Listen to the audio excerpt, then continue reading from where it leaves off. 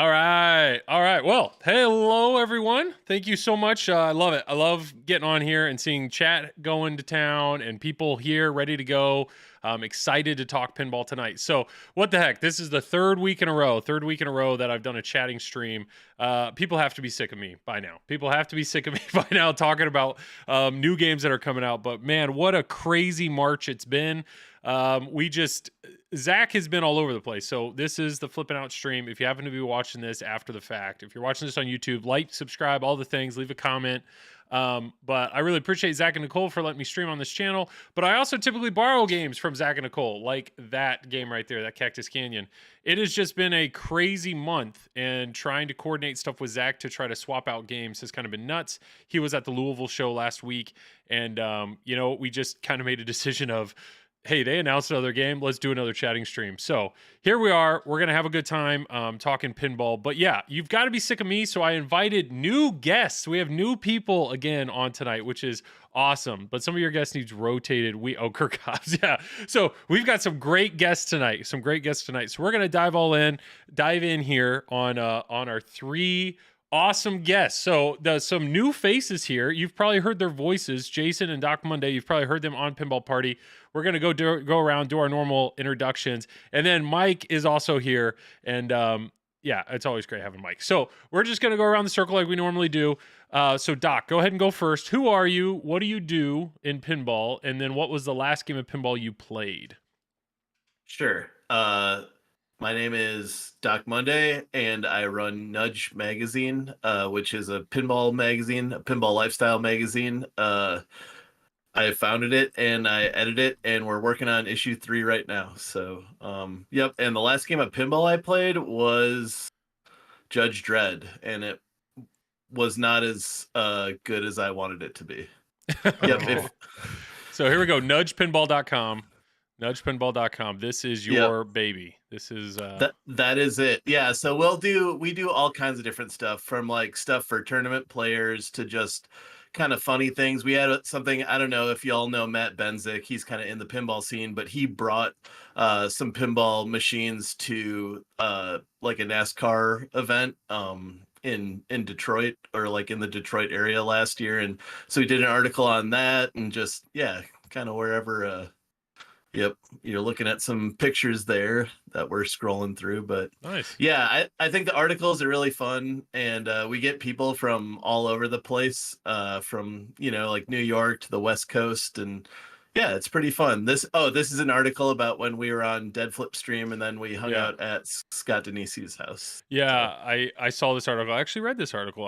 Right on. Yeah, I should read more. But no, it's okay. This was some really cool behind the scenes, and I got to give you snuck Jason in to the Pinball Awards, and he was taking some behind the scene pictures. So I love the behind the scene pictures that you get and that you show on this show within the magazine, which is awesome. Yeah, Jason did a great job with those too. Like, those are super fun, and like exactly like just a really fun party vibe. That's kind of what we like about pinball, right? Is that it brings people together, and it's like sort of about the hang just as much as it is about the games and stuff. So, which is when you get to Scott's place. I've been in his house, and his setup is like the best hangout pinball setup in a house. It's awesome. And it's kind of like the hipster lineup that you think it would be, like for his pinball machines. You're like, oh yeah, this seems like a Scott Denisi lineup. It's awesome. It's awesome. Yeah. But yeah, thank you so much. Thank you so much for being on here. So appreciate you being here. Yeah, thanks for having me. And is he a doctor? Yes. I mean, there's clearly that's absolutely. Chat only on Mondays. I'm a doctor of funk. Yeah, that's what I got my PhD. Hardcore pin here. Doc, your voice is so rough, relaxing to listen to. You should do audiobooks. So you have a voice, and I know you've had to have heard this before, but you sound like the dude from Bob's Burgers. I mean, that's like which is it's such. I love that show. So it's John Benjamin. Yeah. Oh, it's a fantastic. It's a great voice. Yeah, just keep doing what you're doing. How about that? Yeah. Mostly I'm in print, so people don't even hear it too much. But I don't even get to hear the voice. Yeah. Awesome. Well, chat, hey, I appreciate everybody being here, and I love seeing it going. So awesome. Well, Mike, dude, I love the background, man. Look, Isn't it it's great? just a nice, fresh, clear curtain. What's It's a clean palette. It's a clean palette. Yeah, that's so right. you sold all your games. That's what I'm hearing. Sold all the games. I'm actually in the curtain making business now. Oh, okay, yeah. This is our newest design. Yeah. Yeah. No, I have a daughter who stays downstairs currently. She has COVID, so we are quarantining her downstairs in the bunker, and my games are out of use right now for the week until hopefully Friday. Hopefully the weekend we'll be able to get back down there. But you can catch me on Pinballer streaming, which obviously we haven't been able to do either this week, but you will catch us on Pinballers again soon. And regarding the last game I played, actually, we have games outside of the bunker. So, we have games in Carter's room. Carter's room, yeah. But he has more classics. So I have been getting a little bit of a fix playing some of those older games. And I think the last game I played was Buck Rogers. Okay. So I need to work on my classics game anyway. Like I think I have a pretty good fundamental knowledge of the new stuff and how they play and whatnot. So when I compete and whatnot, I typically have more of a problem actually on the classic games than I do on the modern stuff. So it forces me to play some of the classic stuff. Yeah. This is good for you then. Yeah. Yeah. Oh wow, my wife just showed up. You don't want to be on camera and say hi? You're not. Your hand didn't even make it into frame. And now she scampers away. Wow. That's okay. I have my daughter in front of me making a sandwich or something in the kitchen here. So well, hopefully she makes you one. Like my daughter's only 4. She can't make a sandwich yet, but I can't wait for my kids to like do chores. I can't wait. It's gonna be so great. But you guys have like people in your house because you have families. It's just me and my beagle and a broken down torpedo alley. That's it. Hey. That's what's going on in here. I don't think there's a room I can go into where I won't run into a person in this house or an animal or something. Nice. Well, yes. Well, thank you, Mike. Thank you, Mike, for being here. And last but not least, Jason, the one, the only. He made the incredible Triple Drain, all the Triple Drain music he blessed us with, and he does the wonderful Pinball Party podcast. So, Jason, thank you so much for being here. Hey, yeah, thanks for having me. How you doing? Yeah, I feel like I just did your introduction for you. Sorry, I stole your thunder. You did? That's yeah. fine. I would have just said the same thing. Yeah, perfect. Well, what was the last game of pinball you played? The last game of pinball I played was a very shitty. Oh wait, yeah, you can. You do you, man. Matt earlier said a shot every time we drop an F-bomb in Wisconsin. So fuck. There you go. There's the first one. I played TNA. 2.0 to be specific, and it kicked my ass. I hate played it today because yeah, I mean sometimes that's the only way you can play that game.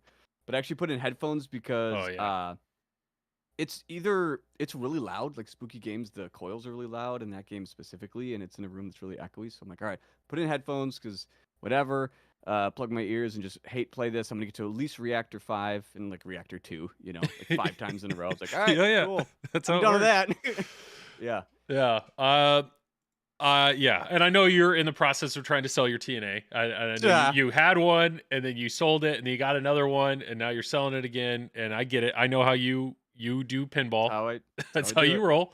But it says a lot that a game came back into your collection. So that's yeah. It was pretty hot on the heels of when Scott was on the Pinball Party. Man, I need that like yay thing. So every time I say it, I can just, the Pavlov dog thing. When he was on it and we were talking, and some of the stuff that didn't make the episode that we were talking off the air. I probably shouldn't say it, but it made me want to get it. So it was literally like the next day.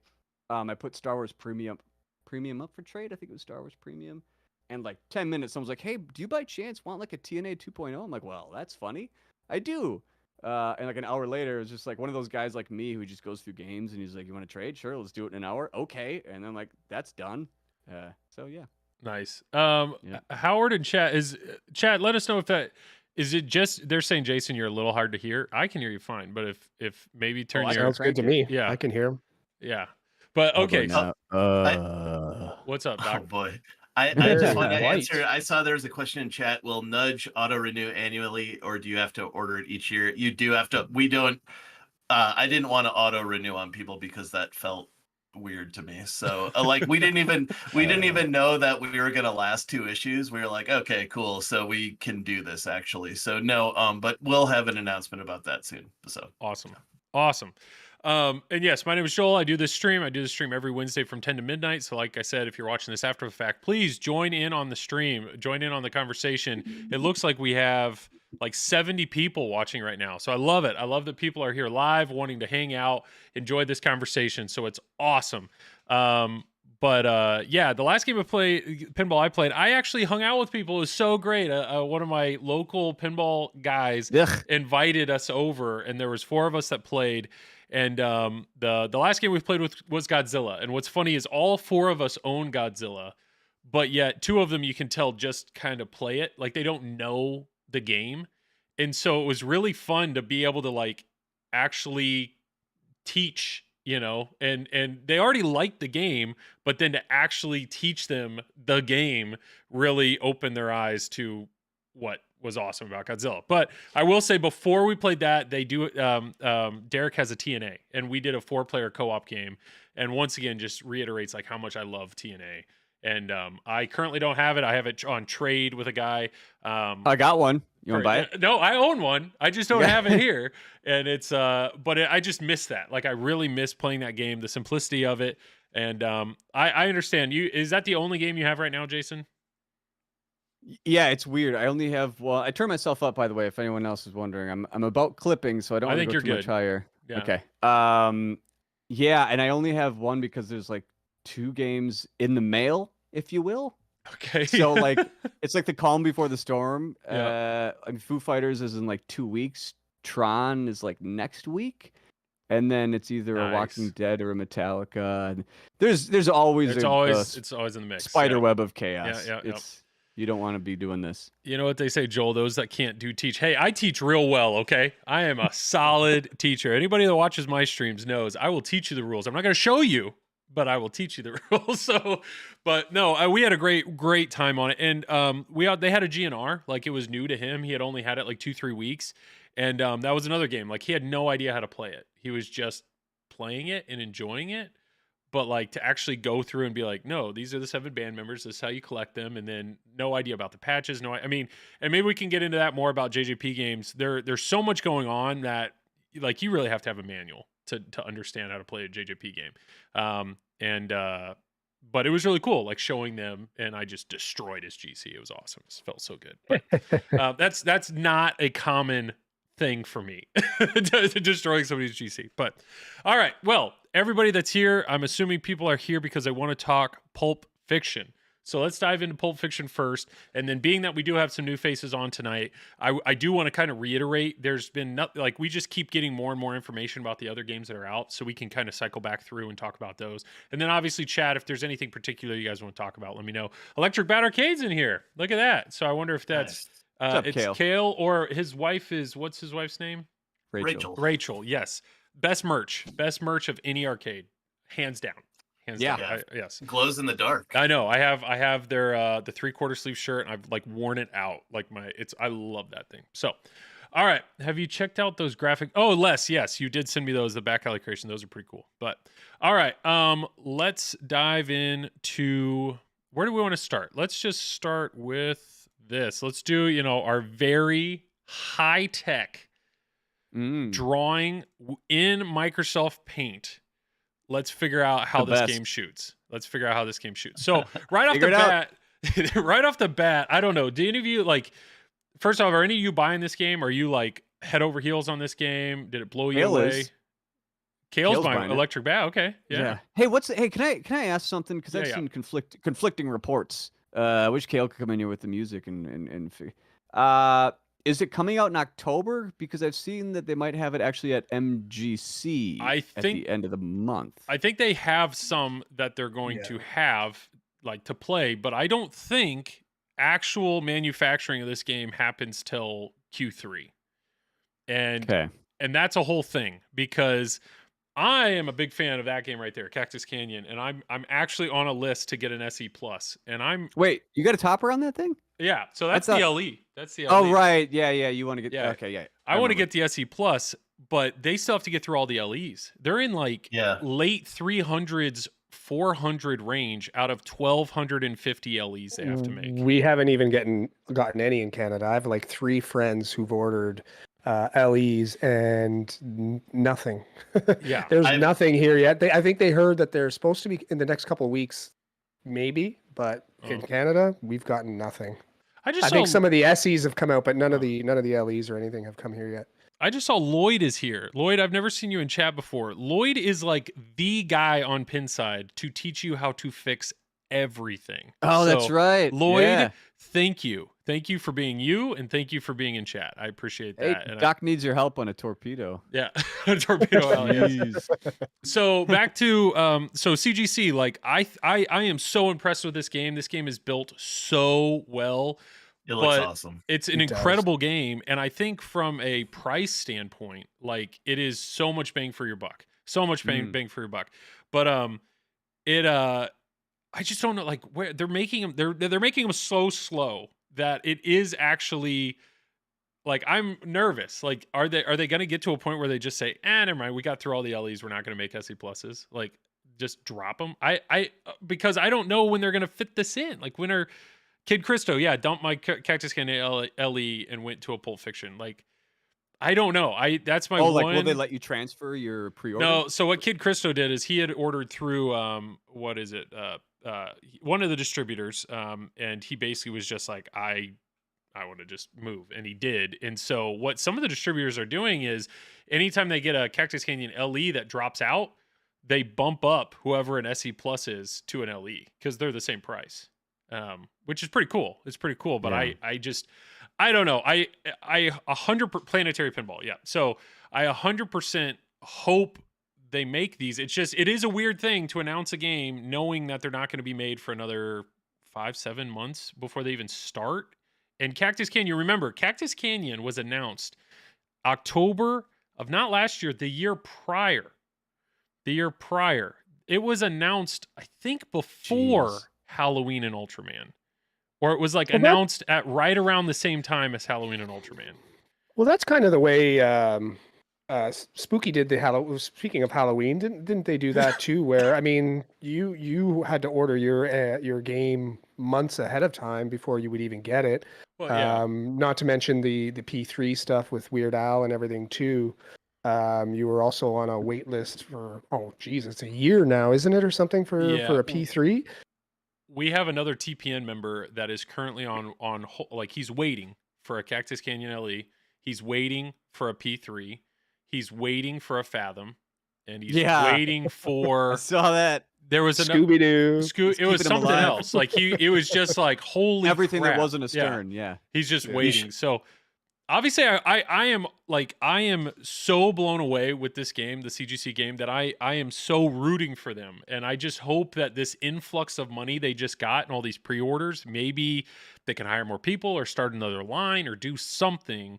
But I want to see this game made, and it's going to be another 5-7 months before even the first one hypothetically is being built. So you're saying Pulp. So can I start off with a really hot question? Yeah, if you will. Yeah. So if we're looking at that, what is this one? This is the SE or the L?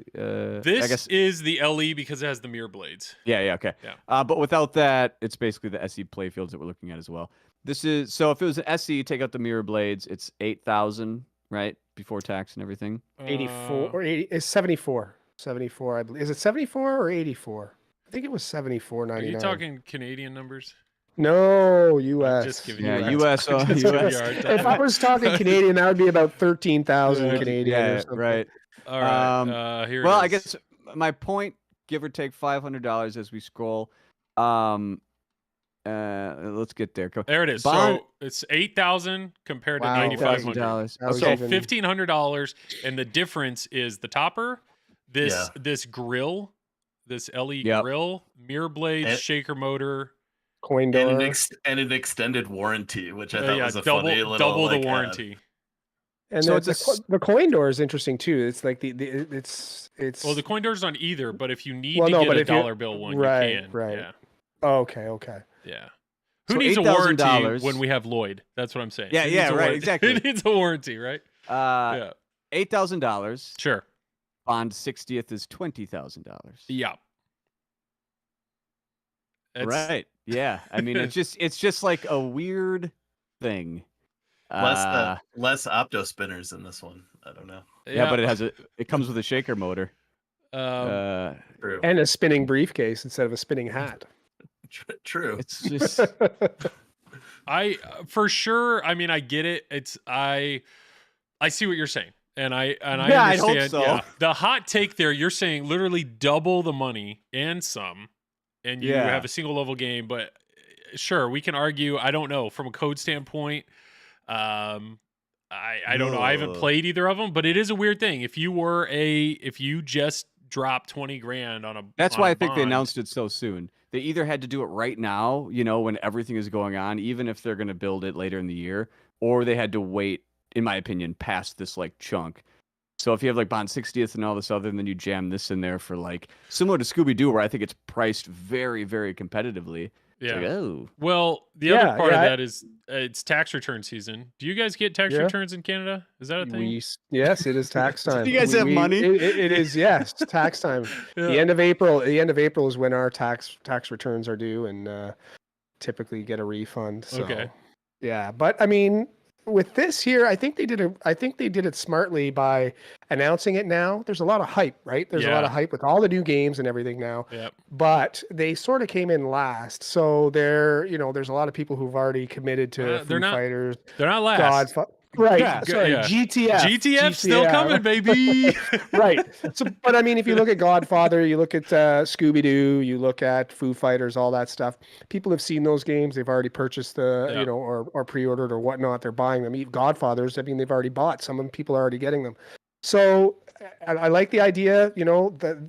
The hobby is hot right now.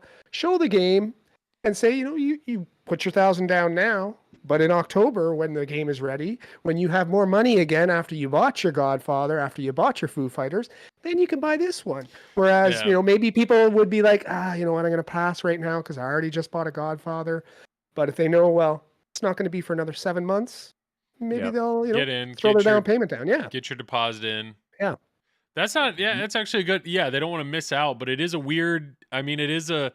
It's all coming. It's all coming right now, right? I mean, it's all being dropped on us right now. And to be honest, like here I am thinking, well, maybe I want a new game, and that means I got to sell a game, and I feel like trying to sell a game right now would be awful. Like Well, nobody. speaking yeah, of, yeah, It's crazy. It's it's crazy. a buyer's market. Get out Yeah. there and buy some games. Buy a TNA 2.0. I got one. yeah. And I don't know, and also you look ahead, right? You look ahead this year. So JJP Eric on Loser Kid did say they are trying to continue this 2 games a year. So we might see another JJP game by the end of the year. I'm assuming Stern is going to announce Venom. Venom. That's what we hear. I don't know, but Venom would be, what is it? 3 months from now or August? September, I think it's August, September. probably somewhere Yeah. around there. Before Expo. And then I think they said the plan is to announce a 3rd game, but they'll like announce it at the end of December with January manufacturing. So we might see like 2 more games the rest of the year, but everything else is right now. It's all right, Mike. Yeah. We're gonna have nothing to talk about on these shows between now and the end of the year. It's going to be a competitive year for Yeah. for Twippies and the Pinball Awards and everything next year for sure with all So- these games coming up. Pinball Eddie's saying there that Medieval Madness might have another. Yes, it's Supposed to Chicago, this year. but they said that like a year and a half ago, and now like how we're worried are they gonna get all the Cactus Canyons out? Not to mention all these out, and then now they're saying. I mean, they basically need to somehow find a way to double their manufacturing right now. And Do we know what their capacity is now? I don't know. 4 a year. Yeah. 4 games a year. Yeah, Stern will have a non-cornerstone before Venom. So, Adam, that's another thing that Nap Arcade just mentioned, and it was actually from the Free Play Pinball podcast with Amanda and Bill. They interviewed Gomez, and Gomez said, I had kind of mentioned it when I interviewed Gomez. I talked about Stranger Things, and he kind of left a little like, hey, that might come back. I don't know. And then Amanda, he basically said, yeah, you may see more of those from us. Like, basically, I think he said you will see more of it. I don't even think he said it you was might. pretty. It seemed pretty real. Yeah. Nap Arcade confirmed that today. Oh, Yeah. Nap Arcade, if you look on Nap Arcade sites, he confirmed Stranger Things are being rerun again. So that's an what they interesting should do question. with that Pros is or just premiums? Do it like That how I don't Elvira know. is. Yeah, that I don't know. I mean, But I'm also hearing vaults too. I've heard will they're this be a vaulting a vault? game. Because this is done. Can it be a vault? It's out of production, so it would have Less it than would a be year. technically a vault, Yeah. right? Really, less than a year after a game is out of See, right production, there, could you Mike, vault though. it? Likely. Likely. It's all about the verbiage here. Yeah, Right. Doc, you're That's- the publicist, right? Or the- I was you're gonna say the- that's what Yeah. makes him the king right there, Yeah. baby. That likely there's but no, I still do. I think it would be considered a vault still, right? Because it is out of production. Yeah. I guess. There's the quote. The good news I hope it's not is- Tron because I just bought one. I hope it is Wow. Tron. That would be awesome. Yeah. Like, If think about they, how if great they that did would be. Tron with an LCD So, and had a hey, bunch of movie ooh, This footage, is a good question, would be though, awesome. and I think everybody says this. It's exactly what you just said. What if they redid Tron? What if they redid Lord of the Rings with an LCD? Here's my hot take, right? I don't want an LCD. I don't want an LCD. don't What either. I want them to do is that. I want them to do that right there. I want them to do an XL DMD that's colored. Could you imagine Word. Tron with that big old monitor with color? Like, keep the dots, keep the animations, just Maybe make make it them colored blue and make them or bigger. colored. Yeah. That to me would be like I think I would prefer that because I just fear some sort of licensing crap that they'd get into, Oh, right? yeah, With they'd have Tron, Lord of to. the Yeah, Rings. yeah. But if they can They'd keep have to their, purchase their- more. They'd have to purchase more licenses Yeah. and stuff, additional The stuff next- for movie footage and whatnot too. So yeah. Well, they could just re-theme it for the Tron movie that's coming out later this year with Jared Leto. I mean, yeah, but do you want Yikes. that? Like, do you want? I Yikes. don't know. But everybody Anybody that watch likes Morbius? Tron, Yeah. everybody that likes Tron right now likes what's the game is, right? So just can you enhance those? Like, I don't know. I'm a fan. I'm a fan of the dots. I'm a fan. It's of a really Yeah. good point that you kind of don't need to fix that part of Tron, right? Like it Sure. works. It's good. Like and yeah. Kid Christo here, like what Dutch did for the Big Lebowski. Like that, it's dots, but it's actual kind Right. of movie-ish clips. Totally. Or like kind of how Spike 1, Game of Thrones and Ghostbusters was like almost video.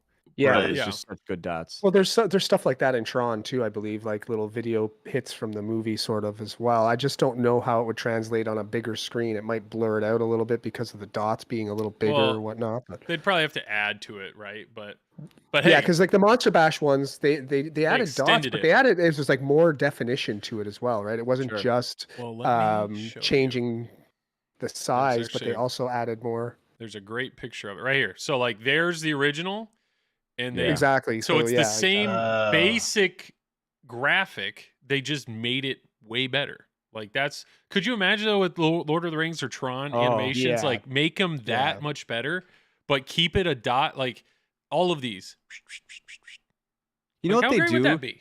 They're doing kind of like what the latest Masters of the Universe He-Man cartoon did, where it looks like it's the original, but then when you look back, you're like, oh no, actually the original is way worse. It looks like how you remember it. It's like Yeah. Monster Bash, like the newer stuff just looks like, to Doc's point, I thought it was the same, and then looking at it, like no, they just No. made it look like how Different. you remember it. Like look at way how better. much better the Frankenstein is on Fire. Like you can kind of make out what that is, but like I don't know. I just think if that is the treatment, the more that I've played this game, Chicago, the Cactus Canyon, that's the treatment that if they were to remake Metallica, Tron, Lord of the Rings, that's what I personally think they should do. Yeah. I think that would be. It's like going from Nintendo to Super Nintendo. There it is. Totally. There we go. I will say that I like the mustache of the guy on the left, like the old one with the sarcophagus Oh, right here here? or whatever. Yeah, that guy's mustache is better than the It Oh, HD. does stand out more. I'll give you that. Upgrade. Yeah. I will It's give like you that. it's drooping. Whatever happened to him. I thought those were his Yeah. teeth. So Brian in chat here actually brings up a good point, which is there are people that felt that that Pulp Fiction was dead on arrival because it didn't have a screen. Nah. I completely disagree. Full to disagree. me, I don't like it. Doesn't bother me at all that this game doesn't have a screen. Do any of you guys No, disagree? I would Initially. say that I didn't at all. If I think of every game I've played in the last year, the amount of times I've even cared to look at the screen, other than once in a while, Yeah. is like I was talking to Greg Bowen about this at the Pinball Awards when we were talking about not having the movie code for Jurassic Park. He's like, "Oh, why don't you have it?" And for me, just because I'm so used to the callouts of the stock code of Jurassic Park, that I'm always using audio cues other than like the insert lights to actually play the game. So for video to change, I'm never looking at it. So to me, yeah, I think I probably had the same gut reaction as Mike of when I saw Pulp Fiction, like, "Oh, it sucks, it's not there." But Yeah. if I actually think about how I play, I'm never looking at the video. And if I am looking at the video someone else is playing, I mean, by like 2 games, I've seen all the footage in a game. I mean, it's So maybe yeah. this is the question because Bond 60th, right? They don't have a screen where you'd think they do. They put it in the game, in the playfield. Yeah, and But then they without didn't even. there's no Yeah. animation or Yeah. anything. But It's they- just like Text. showing you Yeah. the rules. So Yeah. that's the one thing that I will say is it is a challenge. Like they added that screen for Bond 60th to explain the rules. You're in a mode, do this, do that. Like it's coaching you. It's telling you what to do. Pulp Fiction, none of that's here. I mean, and that's fine. I think that for casual players, they don't care, right? They're not going to care about the rules. But there is a manual, which I'm impressed by. Let me find it. There is a manual here, a rules manual that is Oh, it's so good. incredibly well done. Incredibly well done. But this game, somebody in chat, I missed it, but they said it's going to be shallow. I disagree. This No. this No. game is 16 page. This is a 16-page rule manual explaining everything from skill shots to the modes to And this game also everything. to the point about the screen and when I was saying of the audio callouts, they emphasize, yeah, they only have 5 songs from the movie, but Yeah. the amount of callouts they have, and I Yeah. don't Oh, think yeah. that's in any of the videos, or maybe it's in Zach's. I think some of the callouts are gonna like drive you through this whole game. That's Also, like, yeah, yeah. that's definitely going to be one. Like I initially, like I said, I didn't like the fact that it was just numeric displays. But then when I watched the video from straight down the middle and whatnot, and heard well, Quentin Tarantino wanted an authentic 70s looking pin and whatnot, then I started to say, well, this is awesome. Yeah. Like it's built that way and everything. So I thought, well, it has to have numeric displays. Then we can't have an LCD or a DMD. It has to fit it, and it's going to make up for it in all the callouts. There's gonna be tons and tons of different callouts in this game. So Yeah, and I that'll don't make know. up for yeah. I am curious though. I mean, I know they have a lot of callouts from the movie, but I don't know because we haven't heard it, so I don't know what kind of pinball specific callouts there are yet. Like did they Yeah. get somebody? What kind of voice is he gonna have? Oh, I hope they Um, got John Travolta. That'd be so sweet. So- There's no way they It looks like I Zach don't is know. I here. think you could get them. Zach is here, so straight down the middle, you can see him in chat. It's impossible not to smile when playing all the callouts. They even have audio stern. They even have every audio stern to use. Stem to use. Got it. I need to read. Nice. Zach, if you can answer, do they have pinball specific callouts? And if so, like what do they sound like? Or I don't know. Is there just a dude with an accent, or is it a female? I don't. Yeah, Wow. can you confirm? Does Travolta say jackpot and Like those jackpot are three? the two Yeah. two options are someone with an accent or a female. Yeah, I mean that's it, right? I mean that's Yeah. it's They got to Samuel shoot the Whamps Samuel L. guy. Jackson. Yeah. That would Shoot be the cool. Whamps. Oh wait, Oh, that's boy. shoot the spinners. Yeah. All right. Well, let's do this. Let's do some Microsoft Paint here. Paint it. My undergrad well, was graphic design, and I hope it's obvious. When you see me Nice. draw these lines. I did just want to say too, like on the rules thing, that like I mean, Josh Sharp is a competitive pinball player. Oh, Like yeah. he likes rules, So I was super psyched when I saw that he was working on the rules for that because I was like, he plays classics, he plays this era, like he gets what makes a fun game. So I don't Yeah. think it has to be. In yeah. the featurette that Zach and Greg did, Zach, come to was think so of it, good. I don't know that there are generic callouts. It pretty much shows you on screen what to do, but yeah, I don't remember. Zach, there's no screen. What do you Yeah, mean on what? screen? Oh man. We're not talking about Bond 60th. We're talking about. guys- Maybe he is talking about. Can you guys Yeah. see that? This is my avatar on my Yeah. pinball site that I use. Nice. That's awesome. Pinball, motherfucker, do you play it? That's Jules. That's 2 drinks. Zach, Take a what do shot. I mean, yeah, it does. Okay, so the lights. This is one thing that I think is pretty impressive because when you just look at the game, it looks like an older game. But almost all these inserts, playfield inserts. Okay, all the inserts are. A lot of these are RGB, so they do change the GI, even though it looks white most of the time. They do change depending on certain modes you're on and whatnot. So, props to them if they're able to actually use the choreography of the light show to easily communicate what to hit. But let's work our way through here. There's 2 drop targets over here on the left. Nothing special there. This left spinner, it can go all the way around like an orbit, but there are 2 control gates. Otherwise, when it goes up here, you're gonna try to drop it in this little Saucer. saucer. Old school saucer. Yeah. Love it. Yeah. And I think that's how you start your characters or something. There's that's an important thing. Otherwise, it goes by into the pops and it'll trickle down to one of the 2 sides. This is inline drops. Oh yeah, there's 3 of them. Boom, boom, boom, and then you Is hit. it straight or is that slightly It's curved? Or is that just slightly your art? curved. It's slightly And I curved. believe they're smart targets too, so they each can go up and down individually. I think Nice. there's a David, the pinball Can I call out ask- should be Samuel L. Well, Jackson. people, Sure. okay, inline drops. Everyone goes batshit crazy over inline drops. I mean, it's cool, but am I missing something? Like, Well, Mike is our historian fucking tonight. best. So, Mike, tell us why we love inline drops. I don't know. Yeah, I that's what I'm talking honestly about. don't know. Like, I mean, it's like 8 Ball Deluxe obviously is probably the most infamous game with Yeah. inline drop targets. But like if you look at like a lot of the really really hot classic games like Paragon, even like Metallica did it, right? Metallica did it with inline drop targets most recently, and now Bond 60th is doing it. This is doing it. TNA had it. I don't know what the those are good. Yeah, I don't know what So if you took history out of it, like it used to be cool to me, it's like, yeah, it's like, nothing against it. I like them. I'm just curious when I think hear it's just people. like a cool way to stage balls or something. I don't know. That's what she it's said. Well, I like guess TNA, it's sort of trying to yeah. make progress, you know, like Yeah, yeah, in 8 Ball Deluxe, there's a stand-up target behind all 3 of the drop targets to get your bank shot, that sort of stuff. So I guess it's almost like a mini mode in and of itself is right to try and get those drop targets down so you can get the target in the back. So it's like it's another sort of, I guess, like a toy, like you would consider it almost like a toy, like you would in another game, right? Well, I mean, Joel, go ahead. do you think that? I think that the inline drop targets of the Denisi locks in TNA is like one of the most satisfying. Backhanding Oh, yeah. is one of the most satisfying shots in all of pinball. Yeah, it's fantastic. But I mean, that's like staging the ball. That doesn't do this here. But I do Yeah. think it's kind of what Mike was hitting at. It's that progressive feeling of like the treat here is once you drop these down, it goes into this vuck. The vuck goes back into basically a chute behind the backboard, and the balls are being locked back behind the backboard.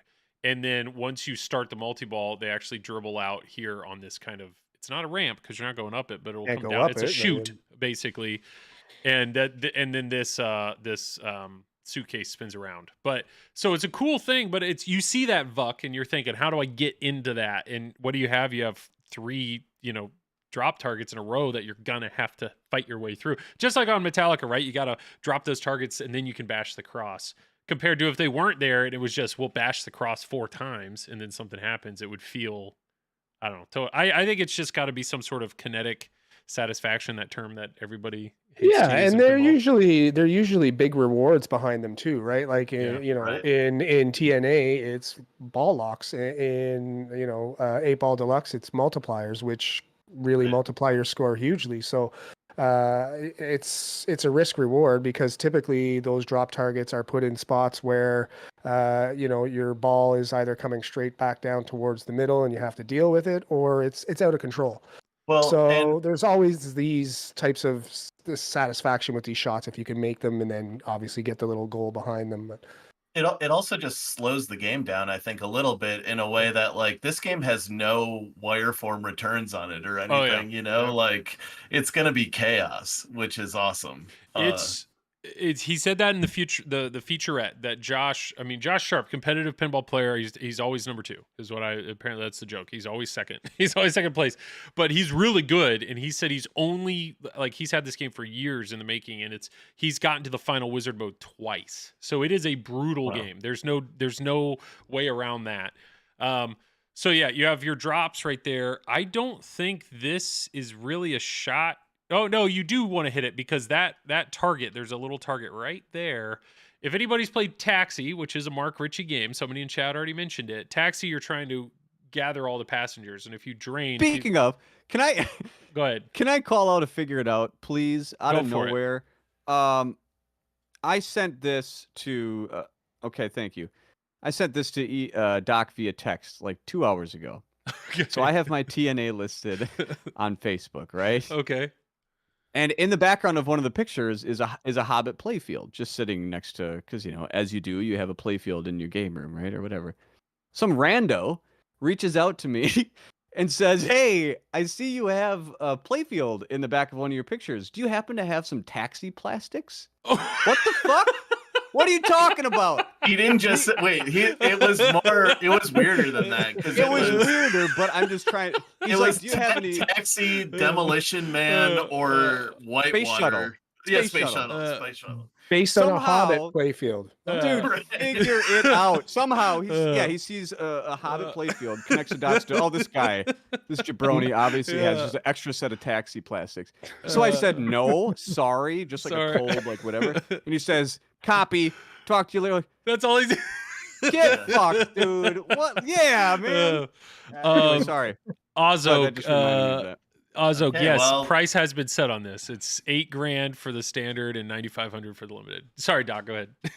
No, I was just gonna say. I guess I won't respond to your Facebook posts anymore. Yeah. Cool, man. Like, Please don't if Yeah. you're gonna ask me that kind of shit. Jason, I I'm mean- I'm gonna use that like from now. Like it's such so you pissed off another guy on Pinside because you wrote so gross on his post and like It I was just gross. Yeah, but now anytime you comment in Discord or whatnot, I just want to respond with so gross. And like you just do. You basically do. Yeah, I love it. I love what it. were I you- hope you do what too. was so yeah. gross? What was it? His price. Yeah, like when I price stuff on Pinside, it's usually like, just write normal, and there's plenty of people that do, but this guy had a Godzilla for like 11.5, just something where like Yeah. we're past the kind of COVID bubble. And I never do this. I don't. I was just like, I don't know, in a mood or something. Yeah. And a lot of people were commenting, and so I commented, "So gross." So And he emailed out like, "What the fuck, bro? I'm gonna comment all over yours." So he goes Yeah, onto my yeah. listings. I Yeah. had TNA, I had Jurassic Park, and he's like, "Oh, it can be cheaper new in box." Like he's totally wrong on Yeah. everything. But he went and like did all this, and I was like, "God, man." all because you wrote so gross. So now not Yeah. only Hey, can I words comment have power. Yeah, not only Dude, can it I was comment fucking so gross. gross, I can ask you if you have any Taxi plastics. That's so great. All right, Inside is the last place Yeah. that I put ads up. I mean, in Canada we Yeah. have our own here, but so what is it? Inside, that's Kimchi, a- Kiji, KG? What is it? We have so Kijiji is like Kijiji. That's right. it's Kijiji. Yeah, I was all it's over called it. yeah. Kijiji. Yeah. Kijiji's like Craigslist, yeah. for Canada. Yeah, I usually post on there. It's a little more organized. It's it's not quite as seedy as Craigslist, but it can get there for sure. What is it called It again, truly sorry? is. Kijiji, Kijiji. That just sounds sketchy. It's an Yeah. alternate universe up there. It really Yeah. is. It's Yeah. like 80%, and then every once in a while you're just like, wow, Yeah. it's really different. Yeah. Kijiji. Mike's a special breed. Normally we have a 50-50 mix. If we have Craig Bobby on here as well, it's No. almost too much. It's Feel ganged up on now. I love Canadians. I love Canada, man. Yeah. They're Um, very nice. They're very Well, nice. you know what? Canada is the place to come now if you want to buy pinball machines because prices here are just like dropping. I'm actually considering posting stuff on the pin side because I have several games downstairs that I can probably get $1,500 to $2,000 more selling it in the U.S. than I can here in Canada. Yeah, he's gonna sneak I it don't- across the border. Yeah. I was gonna say I don't want to get chased by a Mountie with like Yeah, a wide body in my Prius. I wish we Alright. had that loon sound effect. I'd be Yeah. just blasting that. Whatever it was. Yeah. Yeah. So the reason I brought up Taxi, because one, I wanted to know, Jason, if you had any plastics, but two, Trade for Tron. Fuck off, Zach. God damn it. All right. Yeah. Anyway. So this target right here in Taxi, you're trying to collect all 5 passengers. If you happen to drain, if you have 3 and you drain, they're gone. They're gone. But there is a target basically in that same ish spot on Taxi where it's or it's hold passengers, save passengers, passengers, hold yeah, hold passengers. You passengers. click that, boom, the whatever you have saved locked in, even if you drain. Basically the same comment here. It looks like you have 5 characters that you are trying to collect. That is part of the right here, cast It's chaos. cask. Yeah. Yeah, that little insert right down there. So it looks like I don't know exactly, the rule manual would tell you exactly how to do it, but if you probably collect 2 or 3 and you drain, they're gone. But boom, you got that little target back there that'll hold. It's, I don't know what it says. It's like hold cast or something, like carry passengers is what it is. But I love it. I love that. I think that's a cool callback to a previous game that he built. So you got that right here. Right here in the middle, this is going to be dangerous. There's no denying that. You got 3 more drop targets. Luckily, they are angled. You know, they're not straight back at you like Stranger Things. But you got a little, I wouldn't call it a scoop. It's a hole. Maybe it's a scoop. I don't know.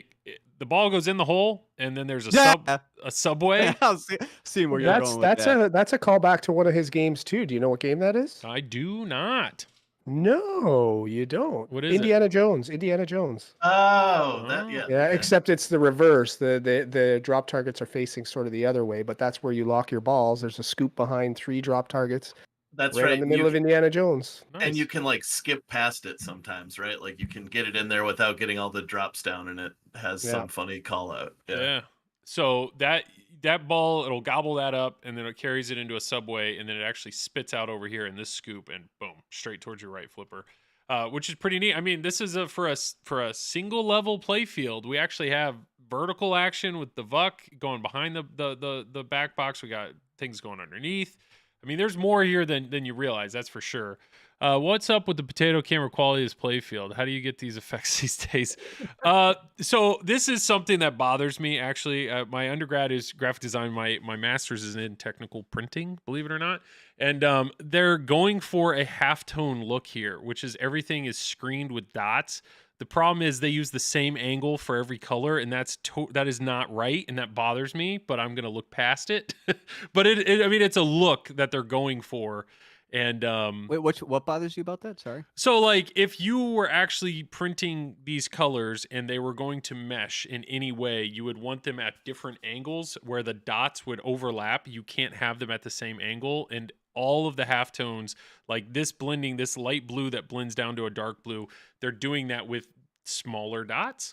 That's at the same angle as every other color on the playfield, and it that bothers me a little bit. Those sons of bitches. And like, no, but that is a really good point. Yeah, that's interesting. But they've lined up all these angles to be with like a standard print angle is 45 degrees. Well, this is not 45 degrees. They lined up the dots in the same angle as the lane. So it's just it's an artistic thing that they are doing. And it's fine, but it's just in an actual print environment, it's not right. Or yeah. Oh, Al Joel, I used to do pre-press for print and didn't even realize that. Good eye. Hey, Kale, you and me, man, we got it. That was the perfect Kale compliment, because he inserted himself into it as well. Yeah. So I don't. It's a thing. I'm not saying it's like it's not glaring. It's just I saw that and I'm like, okay, they're going for a look here, but it's not. It doesn't mesh with. I'm moving on. Anyways, so here we are in the middle of the play field. So 3 drops. There is a little target here. I think this is interesting here. I read the rules, but that was a few days ago. Joel ruining the day again. No, just don't. It doesn't bother anybody but me. The print and people. Kale. Like another print thing that nobody cares about is on TNA, when you put the green plastic protectors, don't tell me. It makes the gray look yellowish, and I can't. Like neutral gray in print is huge. You got anyways. So yeah, that's a thing. I mean, there's other things here that bother me. You know, they used halftone dots in his color, but they didn't use halftone dots in his color. Oh, we gotta get past it. I can't. Anyways, so maybe those are prototypes. Maybe they'll change it in yeah. October. There's another little target back here. I don't remember. Does anybody off the top of their head remember what that little target did? That little guy? There's 16 pages. Don't worry about that one. We could probably scroll and find it.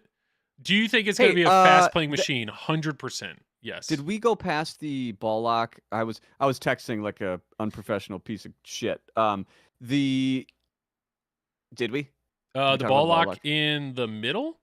No, or in behind with the VUC? I'm pointing at the screen. What an idiot. That is, wait, point again. That one right there. That one right there. Does it go up a little ramp? No, it's a VUC. Sorry, to the right. and then To it the goes right. behind. Oh, No, that's where they that's come out. not a ramp. So it goes, everything that feeds the suitcase is behind the playfield. It goes in a vuck, and then behind the playfield, there's actually like a trough, not a trough, but it's a slanted ramp It's like a locking mech. that it's Yeah. holding the balls, and then when it's time for multi-ball, it'll drop them all out. And they So is this drop still out here. technically a Plop, plop, single plop. level playfield? It goes up. See, you can see Well, it here. hmm. You can see it right here in this. Do you see how behind it shows that there's a, I don't know, trough thing? I don't know. I need Dennis on here. Dennis Creasel, if you're listening or watch this after, please feel free to argue this point. Is this Like is this like I considered? kind of said, I think like not having returns to either flipper is kind of the thing for me that separates it anyway. Is like you just lose that level of control. There is no shot that's Okay. like It's a good point. I didn't even think of that. It's got a total classic feel, and that's what they did. Like the Bond 60th is a street level game, but there's a shot that feeds the in lane there. There's like a little figure 8 there that you can do with the on the left side of the Bond game that'll feed your in lane, but this one doesn't seem to have anything that'll Nothing. There's that'll- no. It doesn't look like there's any safe return to anything in this No. game. Hey, a subway isn't a single level either. I mean, I get it. It's an that's why I'm thinking this game is very deceptive. It looks simple, but there's obviously a lot more going on here. Now somebody did say, I mean, the only moving toy is the topper or this briefcase. That The thing briefcase turns, is awesome. which is Yeah. very, I I mean- mean, they did it Yeah. right. Yeah. This right, so there's one drop right here, and then it looks like there's a saucer back here. So it looks like you have to drop that down and then hit a ball Ooh. back in a saucer. I don't know if it holds it, like if it stages it for something. I don't know. Like I said, I read the rules. It just, that was a while That's ago. another throwback to another one of his games, actually. And that shot's in the exact same spot as Fishtails. Fishtails lock is Oh. right in that exact same spot. It's one drop target, and then you shoot it to lock the ball behind it. This is In why almost identical, the exact same This spot. is why we bring Mike on. I'm just telling you, it's not because of the beard, even though it looks great. I bring him on because he actually well, knows and a little stuff. bit the personality is Yeah. not bad, you know. I mean, It's okay. We're Canadian, right? So Yeah, it's the diversity. I need that we go international, at this. you look at this panel and you think diversity. Yeah. for sure. Oh yeah. Yeah. What is it? So just kicks back out, but used to stage as well. Oh, so that saucer you can stage ball. Nice. Ozok, Silver Chronicles in this house. Never. Dave, I had him on one time, and that was more than I needed. All right. Brian is holding it down in chat right now. He's really funny. Oh, I Cause? just want to yeah. Yeah. Does Godfather have an Italian bottom? Figure it out. Yeah. Or the Gone Fishing with Danny Glover remake of Fishtails. That would be So Hey, here, all from good the- ideas. From the videos and the rules, it looks like the cheeseburger shot, or the Royale with cheese, yeah, and the gun shot to the right, the magnet. This is a magnet. are Yeah. both and that little stand-up target are both two of the most important shots of the game, right? They are important. Ye- I don't know what the little Royale with cheese target uses. Probably should have I read the thought rules. those were like again. mode starts and like multipliers. Well, from... I know to spell Pulp Fiction, you have to hit one of these targets on the left, one of these drops, and then one of these targets. And if you hit one of each three, then it gives you a letter. So you have to like work your way through, and that's how you spell Pulp Fiction. To start characters, though, I don't. I mean, we could read the rules together, but I don't think chat would let's love read that. Yeah. live. Yeah. But I will say this: if you want to know the rules, it explains it in detail. It is so well done. This Big Kahuna bonus is a whole way to like that's how you get your playfield multipliers going. I had zero interest in this game before reveal, but I really like it now. I agree. This manual, though, really got me excited because I read through the rules and it actually showed me the depth, and it immediately made me think, why doesn't every new game have like this? Like, well, one, a Raid A game would be 48 pages, but this task-based rule set is my jam. Zach has mentioned that before, and I agree with him. Anytime I see something like this on a playfield where there's like 5 specific goals that you have to do, and obviously you can do them in any order, I love it. Cactus Walking Canyon Dead. has that. Walking Cactus Dead. Canyon, yeah. Stranger Things, Attack from Mars. Like, we haven't even talked about the thing for this that got me the most excited, which was David Thiel doing oh yes, audio. yes, Like yes. my guy who just has been knocking it out of the park for like 40 years straight. Yeah. I'm really excited to see what he did with Pulp Fiction, because even watching that hour-long featurette, like hearing him, he sounded like a kid in a candy store. And we had actually done an article about him last year, or maybe 8 months ago, for Nudge, about his work back doing like I think it's Secret Service, or Monday Night and Monday Night Football. And he had mentioned to us, like, just in an email that, responding to it, that he liked the article, but he said that he was working on something. He didn't say what it was, but that he was really, really excited about it. And it's like, wow, now seeing this, it's like, yeah, it must have just been like a kid in a candy store for like the music in Pulp Fiction and the call outs, and like how he can integrate that into a pinball machine. Like, I'm very excited to hear that. I think he said that this was the best one he's ever done too, right? Yeah. He said it's the best, or it's the one he's most proud of, or like he thinks it's his best audio package. But you are totally correct, and I'm not saying this to be mean, but like JJP, there was a significant drop off in audio quality when he stopped doing their games. Like he is a standout. I mean, his audio package, like, you can put faith that it is going to be great. And so when they did their initial reveal trailer, which was, I think I had this pulled up. JJP outsources now. Yeah, they do. But it's right. I got here at the end, and it like I saw David Thiel on right here. It was something like that. Right. I saw that one scene, and I was like, Mark Richard Good, but I don't know these people. David Thiel. Like, I was like, immediately, like, that was the standout. So it's awesome. And like, how often do you say that about a sound designer? Like, especially Star in Wars. pinball, Yeah. But just, it's awesome. Yeah, it's his sound effects in Iron Man. I just love Iron Man sound. Because he did Iron Man, right? I'm not wrong here. I think. Yeah. We'll ask Mike. Hey, Mike. The subtle shit. Yeah. You don't know that one? I think he did 17 call-outs in the game and 3 of the music tracks. No, you don't know that one off the top of your head? Hey, nice. Well, it's the one sound code that I was like, I want to. I didn't customize it because I knew it was bad. I just added a couple callouts and stuff and have it hosted on Pinside if anyone wants it. But that, like, the when he uses the armor effects, like when you're hitting the drones, and they're kind of like the how would you call it? There it is. Kind of the pistol sounds. Yeah, David Thiel. Oh, it's so good. No, he's good. He is good. Yeah. He is good. There's no denying and that. Like, has been good through so many different, like, going back to like pre-System 11. It's so wild to think about that. Well, think about this though. I mean, this game is going to rely almost entirely on sound, audio, and so why would you not get the best in the business to do it? So it's going to be audio. Now, the weird thing is this game software. So you think about what's going to get you through this game. It's going to be the sound package, and it's going to be the choreography with the lights.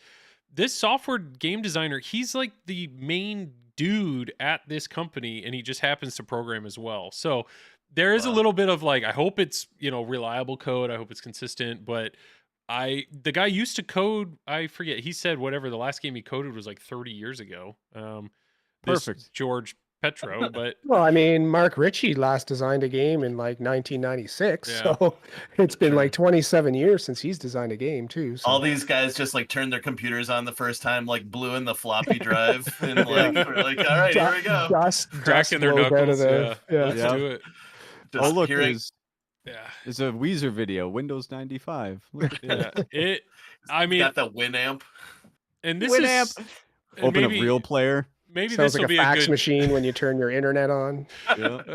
Maybe this is a good transition, or to open it up if you guys want to talk about other games. But like, this was a game 100%. I had no expectations for. Like, I heard Pulp Fiction. I was like, it's a cult classic. There's people that love this movie, but to me, it wasn't something that I thought would even be on my radar.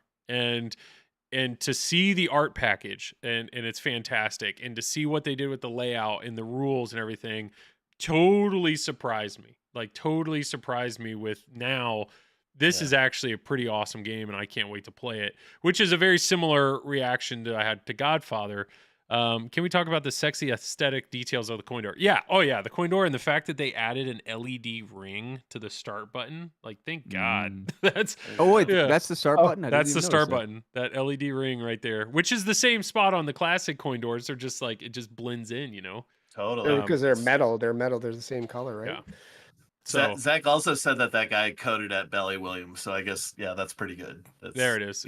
That's good cred. Yeah, I think I'm Yeah. excited about this game, and the only negative that I have about this game is it's gonna be 7 months, right, before anybody gets them. Yeah. And maybe I don't know if hopefully they'll have one at Texas to play, but the topper's insane. Yeah, the topper on this. CGC knows how to make a topper. There's a video of it. Where is it? CGC knows how to make a topper, and they do it. They are just crushing it now. And I do think it's funny though, because this is 2 cars on the outside and 2 people on the inside, while Godfather's is a car on the inside and 2 people on the outside. Yeah, but those guys have Tommy guns. Yeah, they're a little different. The topper looks beautiful, and the way that they showed it in the featurette of like when she's talking, they have her turn towards you, so they're almost animating with it, is really impressive. Yeah.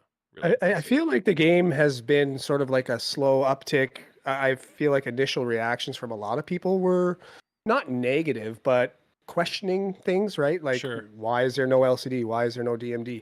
Even myself, I questioned it, and looking at the play field, the art in the play field is good, but there's a lot of also negative space almost in the play field as well. But then when you realize that they made this game because they wanted to authenticate the sort of 70s feel and look of a pinball machine, then you're like, oh, I get it. Yeah. And then that's when I started going, okay, I'm starting to really get into this and like it more. And it now makes me wonder, should Stern have sort of looked that same direction when doing Beatles and doing Bond 60th? They have old classic games. Why not model those cabinets the same as the classic Sterns, sort of do the same thing? Maybe that's something they might consider down the road, depending on how well this does. But I think they knocked it out of the park with the way it looks. I mean, if you have a classic game collection, this thing will slide right in, and it'll fit right in with all your other classic games, and it'll look awesome. So Zach there in chat said that you can see the different characters in the different plastics. So depending on who's doing their call out, that face flashes. So there really is really good. Sweet. They really did do some really good choreography there. And you've brought up a good point, Mike. I mean, this single level playfield, if you just said that like, oh, they're doing this game, but it's single level playfield with no DMD or no display, people are like, what the heck? Like that's dumb. But this game's sold out. Like it shows if you do it well, people just want variety. People want some, I mean, sure. If I talk to the Pulp Fiction, like, the guy that's the head of their fan club, would he rather Pulp Fiction be done this way or Pulp Fiction be done like a JJP game with all the movie and this and this? I don't know that answer with crazy depth of rules and crazy. No, I think this is the one, man. This is like so authentic to Pulp Fiction and like to Quentin Tarantino and just like from the art to the music to every part of it. I think it is such a smart. They were really smart about how they made this game. Yeah, sure. Quentin Tarantino was really hands-on too, right? Like in that video, he was even. I think they had mentioned something in the video too regarding the backlash that Quentin Tarantino was going to have one of his artists do the backlash until he was presented with it and saw how great it looked and whatnot. So like this is a lot to do with him. Like he wanted the 70s feel and he had a lot of input, which is great because it's his movie. He directed it, right? Yeah. So. And we should have Kale talk about this or something, but I think this is going to be an awesome game for operators because like CGC games are built like tanks too, and like just on theme alone, like casuals are going to love this game. Like this is going to be a game that a lot of people come to, just because they like on the that theme. point of I agree that like it's the right kind of air and feel. I just think of, giving someone like Quentin Tarantino, who's obviously it's his thing, it's his baby. So like, this is not a knock. It's like if you give someone who doesn't know anything about pinball kind of so much control. Look what happened to when George Lucas directed the prequels, where like he got up his own They were ass. awesome. I twofold. don't know what. Retrospectively, now that the prequels are dog shit, now they're good. But you know, he had carte blanche over like everything, and like I don't know, like maybe I don't know. I'm just playing devil's advocate a little bit. Like maybe not. Maybe listen to the person who's done Pinball, and then just make sure to get the creator's opinion on a lot of stuff. I'm just, you know, when you mentioned like what would a Pulp Fiction fan want, what I thought, and I'm a huge Pulp Fiction fan, would be more akin to like Stranger Things, as in it's a movie and Quentin Tarantino's a movie buff, so have a movie projector, but have it more like a drive-in, you know, I mean that's a way you could go with it as well. Projector screen and have movie clips and all that. Because I think first Stranger and foremost, Things meets Creech or something. It's like kind of yeah, or Stranger Things meets this. Just put a little projector and you know all that. But anyway. Squalito, Joel, will you get Godfather next week? Dude, I don't know. This random comment here. Zach and I have been trying to coordinate swapping out games, and it's been a lot. It's been a lot. With all these games coming out, like he's kind of busy selling them. So I don't know. I don't know when, and I don't know what I'm gonna get because there's a ton of new stuff. So hopefully something soon. But speaking of which, Jason, I know you said you couldn't stay too late tonight. Was there anything, if you have to duck out, you do you, man, but is there anything particular that you wanted to talk about before or if you have to leave? I wanted to, yeah, I still got a little time. Just to stay on single level play fields. Doc, you played Bond 60th last week. What did you think? I want to hear because I haven't played it. I've already been called a shill once this week in my DM. So this is it doesn't even faze me anymore, but man, it is really fun. It's really fun to play. And I think Keith Elwin is a great designer, man. And that game kind of proves it. I think there's the shot that I don't even know how to describe it, but in the upper left hand, sure, perfect. Thank you, Joel. But like in the upper left hand corner, and the return that you get from it is the same as a return that would be from a ramp. I know I sound like I'm really obsessed with returns in pinball games, but and maybe I am, but I just think it's so fun to play, and I think like it is a bummer that maybe more people won't get to play it. That's kind of what I'm taking away from it, is that like I really hope more of these get into places like Tilt in Minneapolis, or I think there might be another one on location somewhere now too. Did they charge more for it there at Tilt? Was it a buck? It was a buck a play. I mean, those guys are wild. We are so spoiled to have them so close because they just. It's run by pinball guys, you know, they really care and they get the best stuff. So are you saying this shot where if you hit it up here and around the loop, the fact that that feeds like back to that, yeah, it feeds back. Yeah, it's so like smooth and clean, and yeah, I was having really long ball times on it, which was a fun thing for me that I'm not used to on a single level game. Yeah, it's quite flowy and fun, and it keeps moving, which I think is great. I think that the screen in there did nothing for me, to be honest with you. Like when we were talking about that before, I was like, I guess it's cool to point out, you know, what you should be doing, but really all it's saying is like, hey, hit all the spinners. You know, it's like I could have figured that out. Yeah. How are the callouts in it, or like the audio and everything, since there's no screen? The coolest part about it was that it has a lot of the different Bond themes throughout the kind of years. So there's like the Moby Bond theme is in there, and that one, it was the one that I kind of like found myself picking more often than not, which I don't know what that says about me. Picking? I mean, what do you mean? I'm the only Metallica, guy. you pick what you're hearing? You can pick one of 5. Like you can do either classic audio sounds packages or modern sounds. Or Modern is Moby. and Exactly, and it'll change it'll change spinners, chimes. it'll change everything. Yep. Oh, okay, I didn't know that.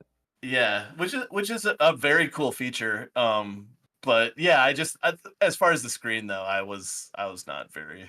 It didn't blow you away. It just seemed unnecessary. I think it was like they kind of panicked, maybe almost, where like, you know, Pulp Fiction, they didn't flinch with that. They're like, yeah, no screen, deal with it, nerds. And Stern was like, okay, here's a screen for you guys. Yeah. But see, like how now looking at Pulp Fiction, look at this Bond 60th and how great would that look with like a classic Bond cabinet. Well, not Bond, a classic yeah. Stern cabinet with Totally. the art and stuff on it. It's got the reels and everything. I mean, it just screams for that. It's So just they I don't know. Yeah. The worst thing for this game was that Pulp Fiction looks and sounds and everything the way that it does, because For they half really the price, right? right, exactly. I know, it's like it's almost like a redesign of the cabinet. Like one of the touches that I love, if you can see in that picture, that one there, the thick armor along the side, right? The thick chrome, like that's all 70s there. It's all, it's really There you it's go. almost like a new cab design, right? Like, I mean, I believe the speakers are in the neck. It's one if I'm not speaker is what it looks mistaken. like. It looks like there's one speaker right It's there. stereo sound though. They did mention that it is stereo sound, not Well, mono. it's So like those old Data East speakers, right? They're yeah, kind of like angled in.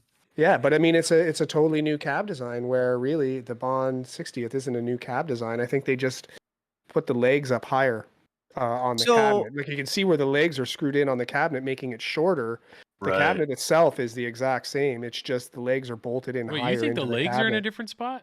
Yeah, look at them. I Put don't it side by believe side. you. Yeah, I'm looking. Talk amongst yourselves. I do like the I lock think bar they on are. Pulp. I think they are. I could be wrong, but The lock bar on Pulp Fiction looks like it'll give you tetanus, like if you got your arm caught in there, for sure. So I do dig that. That's a very 70s feel. There we go. That guy open a new tab. Ba-ba-doo. What I was gonna ask is, nostalgia there it is. aside, are Alright, these those types legs of to games those- they're in actually the more same fun? spot. Well, it depends on what your definition of fun. They're in the same spot, Mike. Well, you crazy. you know, okay, fun. maybe in the pictures, but I thought In the that they picture. were. I thought that they were on a like. What makes the Bond smaller then? Like it's the exact cabinet. Look at it. I don't. Well, There's ask nothing Zach. different. Zach has one. Does it line up? Zach, does it line up with all your sterns? Does it? Sadly, no. Yeah, it probably lines just right up with all your other sterns. But I thought it was a little shorter. no, Stern is a Stern. Pulp Fiction is different. Yeah. Okay. Is this more fun? So, Jason, I mean, it depends on where you find your fun at, right? I mean, I think there are people that just love comboing shots and flow and all that. And obviously Bond, that layout is just, it's going to be relentless. It's going to be brutal. It's just going to keep coming. No, it doesn't line up. It's Beatles statue. Oh, so it's a Yeah. little, okay. All right. But I wonder what it is that does that, because the cabinet is the same size, like the speaker panel, the LCD thing here, the translite, the head, everything looks exactly Holes are the drilled same. different. It's the same cab. Dang it, Mike, There you we were go. right. Don't, Zach, come on, crap. Don't argue with Mike. Jason, obviously there are people that they love Medieval Madness because they're bashing a toy. Like Yeah. neither of these games have a toy like that, and I don't know. It would be interesting. You put one of these, you put a novice person in front of one of these. Are they going to get more joy out of it? I think these are both going to be fast, brutal games. So I think they're going to kind of go quicker than some of the other games. But I don't. Beatles, but people who are bad at pinball drain on easy games too, man. Like I watch people play Godzilla at Reboot like every single day and just cry. So like, Oh, I was there. Was it yesterday? 2 days ago? I'm pretty done with that place, man. Everything is busted. Everything. I was trying to play Jurassic Park Data East. Upper right flipper busted. Okay. I was trying to play Addams Family. Lower right flipper busted. Okay. 3 of the games were shut off. I was playing Star Trek Pro. Upper right flipper busted. Toy Story was off. Yeah, I mean, yeah. like I don't know how these. I do like this part of the show where Jason just calls out a rando, Just- a local Eau Claire Yeah, arcade. hey, figure it out. Yeah. Yeah. Well, no, but I mean that's just kind of. I don't know, Reboot, if you're listening, I disagree with everything Jason's saying. I love you. No, you can't. Let those tokens come in. Let the tokens float. Yeah, well, you're wrong because I was there nudge. yesterday Hey. and all that shit was the truth. It looks so, like I Ray mean, Day's here, so Hey, man. if you don't talk bad about his code, just we got to be nice to him. No, the way he was talking about some of the stuff on Foo Fighters, I think is actually has me really intrigued, especially with the modes where if you fail them or drain, you can redo them. Unlike Avengers, where I was kind of complaining, like I don't like that about an Avengers, where if you drain, you're kind of like, well, there goes that mode. Foo Fighters, you can restart, and it sounds kind of like a blend between Jurassic Park and the best things of Avengers and Rush. From the way he's describing, how the modes are set up. I'm talking about Foo Fighters, sorry, even though Pulp Fiction and Bond are sitting here. Let me change my picture here. That you're good. But yeah, Ray, man, that was awesome talking with you yesterday. Thanks for joining. Was it yesterday? Pinball Party Podcast, everybody. Go give it a listen. I haven't listened to that one yet. I'm psyched on it though. I love watching Ray Day on like all the Fox Cities broadcasts. I gotta spoil this. You should listen to the podcast. But do you know what Ray Day traded for a Star Wars Pro, a Stern Star Wars Pro?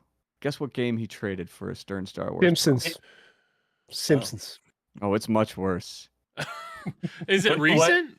Is it what era are we talking? All within, I'll say, Spike era. Okay. Led Zeppelin Pro.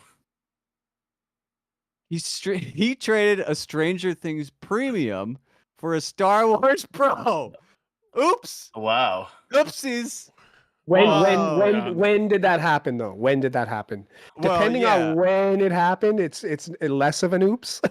Hey, if it happened a couple years ago, then it's less. But Ray Day's in chat, guys. Make him feel bad. Yeah, no, it was in the it was in the beginnings when Stranger Things was trash. Okay, all right. But retrospectively, because when I asked him, hey, do you have any horror stories in the secondary market? That was his from a very different angle. Like, oh yeah, that's horrific. That is brutal. When I got my Stranger Things, I got it through the IFPA rewards discount. And at the time when they were doing Stranger Things, they were giving an extra discount for people who would buy the Stranger Things from Stern. Yeah, so I actually got it like with an extra couple $100 tacked off on top of it. And the manufacture date, the one that I got new in box, was manufactured well over a year before I actually got the game, so it had been sitting in their warehouse for the longest time, and now you can't even find them. Right. Dang. What is the discount for IFPA? I don't know. It's $1,000 US off of a new in box game if you order directly through the IFPA. But you have to be a top 1,000 top player, 1,000, right? you have to be a top 1,000 in the IFPA. Nerd. I guess I don't know how hard is that to be top 1,000. You got to go do stuff. I'm in the top 1,000, and I don't consider myself I would consider myself maybe slightly above average, but it's as long as you play competitively regularly and are competent enough, it's not hard. I mean, it's achievable. Let's say you gotta put in the time. You gotta play though. You gotta play competitively and go to some fairly large tournaments here and there, because that's where you're especially now with the way the IFPA is. And let's not get into competitive stuff, but the way the IFPA is now, you really need to go to these big major tournaments in order to get all these whopper bonuses and stuff like that. So you gotta get your Whopper. I was gonna say, Whopper farms are quite controversial. We did an article about that, and there was a lot of talk on both sides. So I don't care. I don't do it. So doesn't matter to me. All right. Godfather. So last time we talked Godfather, sorry, I just feel like that was a terrible transition. So imagine something witty or fun, Yeah. Okay. So I do want to mention, so Zach right now, he posted on Facebook that he currently has a Foo Fighters, he has a Bond 60th, he has a Scooby-Doo, and he has a Godfather. I think he has like all four of these games have all shown up in the last like 24 hours. So jealous. Yeah. So Zach, I don't know. I mean, he did say which one are you getting, Joel? That's the question. I don't think he's gonna let me have any of them. Yeah, Foo Fighters. He's gonna give me a Mando Premium. Foo Fighters is so fun to shoot. Sweet Mother, it's greatness, dude. That's awesome, dude. There's a lot of people.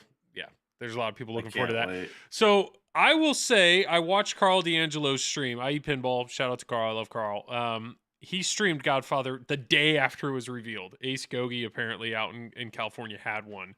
And my initial impression was it is a JJP game. It's a whole lot going on. and it's a whole lot to try to figure out. There's so much going on, but I will say the game looked to shoot incredibly well, like very not clunky, very smooth, and very fast. There were a few of these shots can divert. So like Almost every one, I think, is yeah. like. But like this shot right here, it can go up this ramp around, but then instead of coming down this wire form, it can like drop. This right here is a flap, like an up down ramp. It can stay down. So it can divert down and to feed this flipper. But if you're not paying attention, look at where it's going. I mean, it's coming in hot straight down the middle. So like there were a few times that Carl got surprised by that. Like it is, even though you can visually see the ball almost at all, it's not like Scooby-Doo where, you're shooting the ball and you don't know where it went kind of thing. You can see it, but there's so many diverters going on here that, like you've got to be on your heels. You got to be ready to go. Yeah, like I mean, that's a game. Like, sounds like you're going to really need to know when you hit a shot where it's going to lead to, because you may not know where it's coming out again if they've got all these diverters, right? Like, you hit a shot, expect it to come out somewhere, and then it comes out somewhere else, which is cool, but also can be a little frustrating if you don't know where to expect a shot to come out. Well, I know. I mean, Carl, I think, has streamed almost every JJP game, and he'll put in the time. He'll learn this code inside and out, which is really what you have to do on a JJP game. Like, you have to be ready to put in the time to figure all of this out. And I get it. That's what they want. They want you to have a game that's in your collection that you can attack in many different ways. I mean, you pick your different house at the beginning, so it's kind of like a Game of Thrones esque kind of thing of how you want to tackle or prepare. I mean, obviously, Pirates had that even to a greater extent. But I was impressed. This was another game that, I had no expectations for Godfather. I wasn't excited about it at all, but I'm excited to play it at this point. I know nobody on here has played one yet. I assume. I don't know if anybody in chat's played one. I was supposed to play today, and sorry if anyone JJP is here. I couldn't come down just because of stuff that came up. But yeah, they invited me to come do a tour and play down there, and I wanted to. Maybe Doc and I'll go sometime soon. But yeah, I mean, out of all the JJPs I've played or seen, this looks to be the most like fast. Yeah. Brutal, some of the draining that happened for Carl, which, usually like that guy doesn't drain. Yeah. Yeah. I am kind of like, I'm not drinking the Kool-Aid on the diverter thing. Okay. Where there's so many diverters, like I'm like, okay.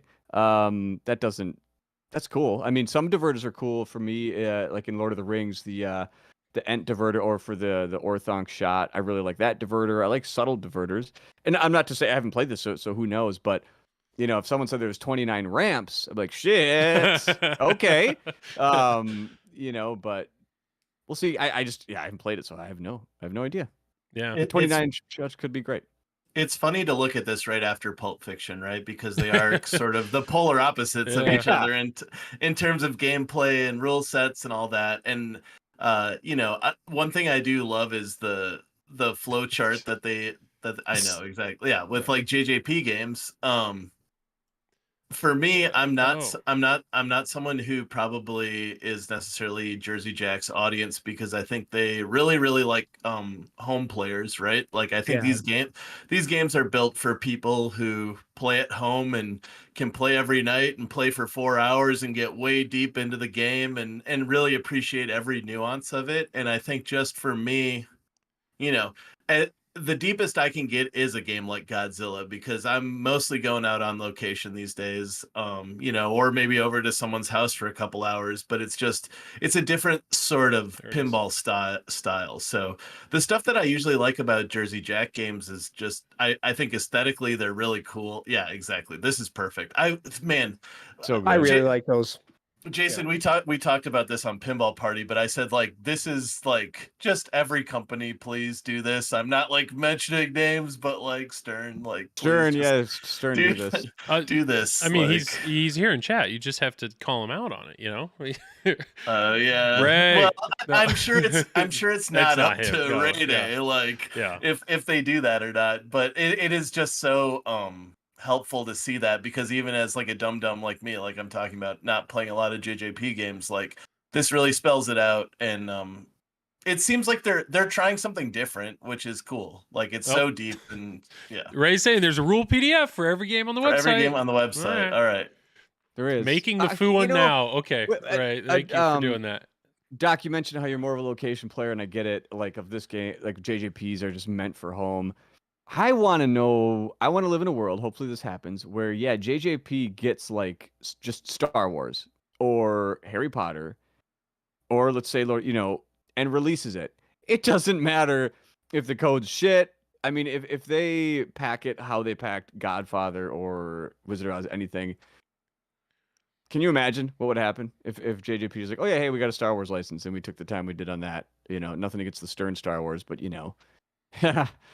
I mean, it seems like whatever license they get, they go to the nines on everything. Yeah. Like, they don't mess around. Well, they're the Cadillac makers of pinball, right? Where you've got like Stern is just cranking them out, but Jersey Jack seems to make these. They're more luxury pinballs, really. Legend of Zelda. Good Zelda, call. Yeah. Zelda would be insane. Fight Cave, yeah, Zelda, or just Nintendo. Call it Nintendo and have it be like Super Smash Brothers. So yeah. I don't know if you Legend of guys Zelda would be listened. awesome. I don't know if you guys listened to the Loser Kid Pinball podcast, but they actually interviewed Eric Minier on it on their latest episode. And right at the end, Eric did share the story that as of November of last year, they did not have the rights to use Al Pacino in the game at all.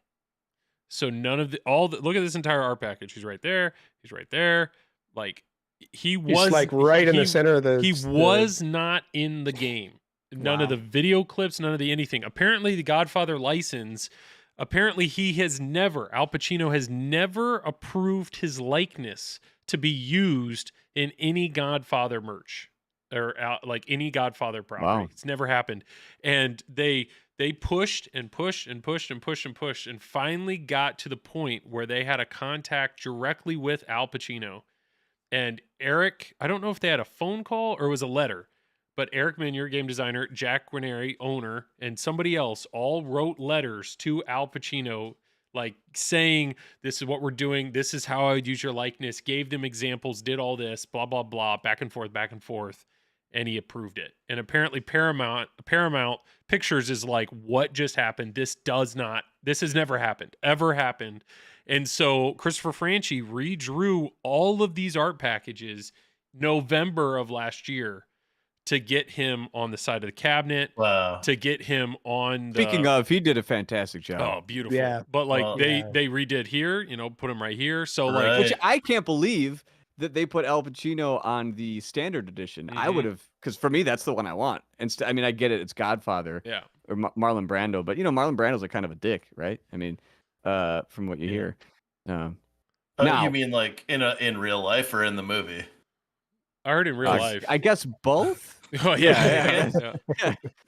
In the movie, he's kind of a jolly old Godfather. He runs around with the orange slice in his mouth and all that. He doesn't kill anyone, does he? I finally watched it the other day. He gets other people to do it for him. Yeah, somebody else. That's how you know you made it. Exactly. That's like the difference between Zach Meny and you guys. He doesn't do the dirt. We makes out. You guys are the flunkies he sends out to take the gun and leave the cannoli. No, this is listen to the Loser Kid Pinball podcast. They did a fantastic interview with Eric. He went through a lot. The one question that I had was, he said these little gold armor things, which I think are really cool looking. He said those are held on by magnets. So for all the places that may be crazy enough to route this game, I hope there's something holding. I hope there's something holding those on besides just magnets. Yeah, they probably won't even have them on. They'll probably have drink holders instead. Yeah, good They should call. have. They should have made a gold diamond encrusted drink holder to the put on the pin gulp? game. Yeah. Yeah. That's If very Atlantic City or something. Yeah. Yeah. so I mean, to go me, ahead. like the game looks better than it did. I thought it ever would. I just had a hard time envisioning what a JJP Godfather would look like. But I mean, Christopher Franchi is an amazing artist, and he knocked it out of the park. I think it looks amazing. Yeah. Again, the only issue I have with the game is the sound and the Oh, music, and it's just like it's like all the other Jersey Jack games to me, with just a little bit of like a slot machiney, jingles and sounds to it and stuff like that. That's a small gripe, but I think this game looks awesome. I am looking forward to getting my hands on one, hopefully sooner than later. But I I know. I mean, we are obviously singing the praises of David Thiel, right? And like the first few Jersey Jack games had him. Hobbit, the sound package in Hobbit is Oh, insanely it's good. so Yeah. It's good. so good. So yes, it's one of those I things had where more fun, Joel, when yeah. when you and I were playing Hobbit at the Pinball Awards.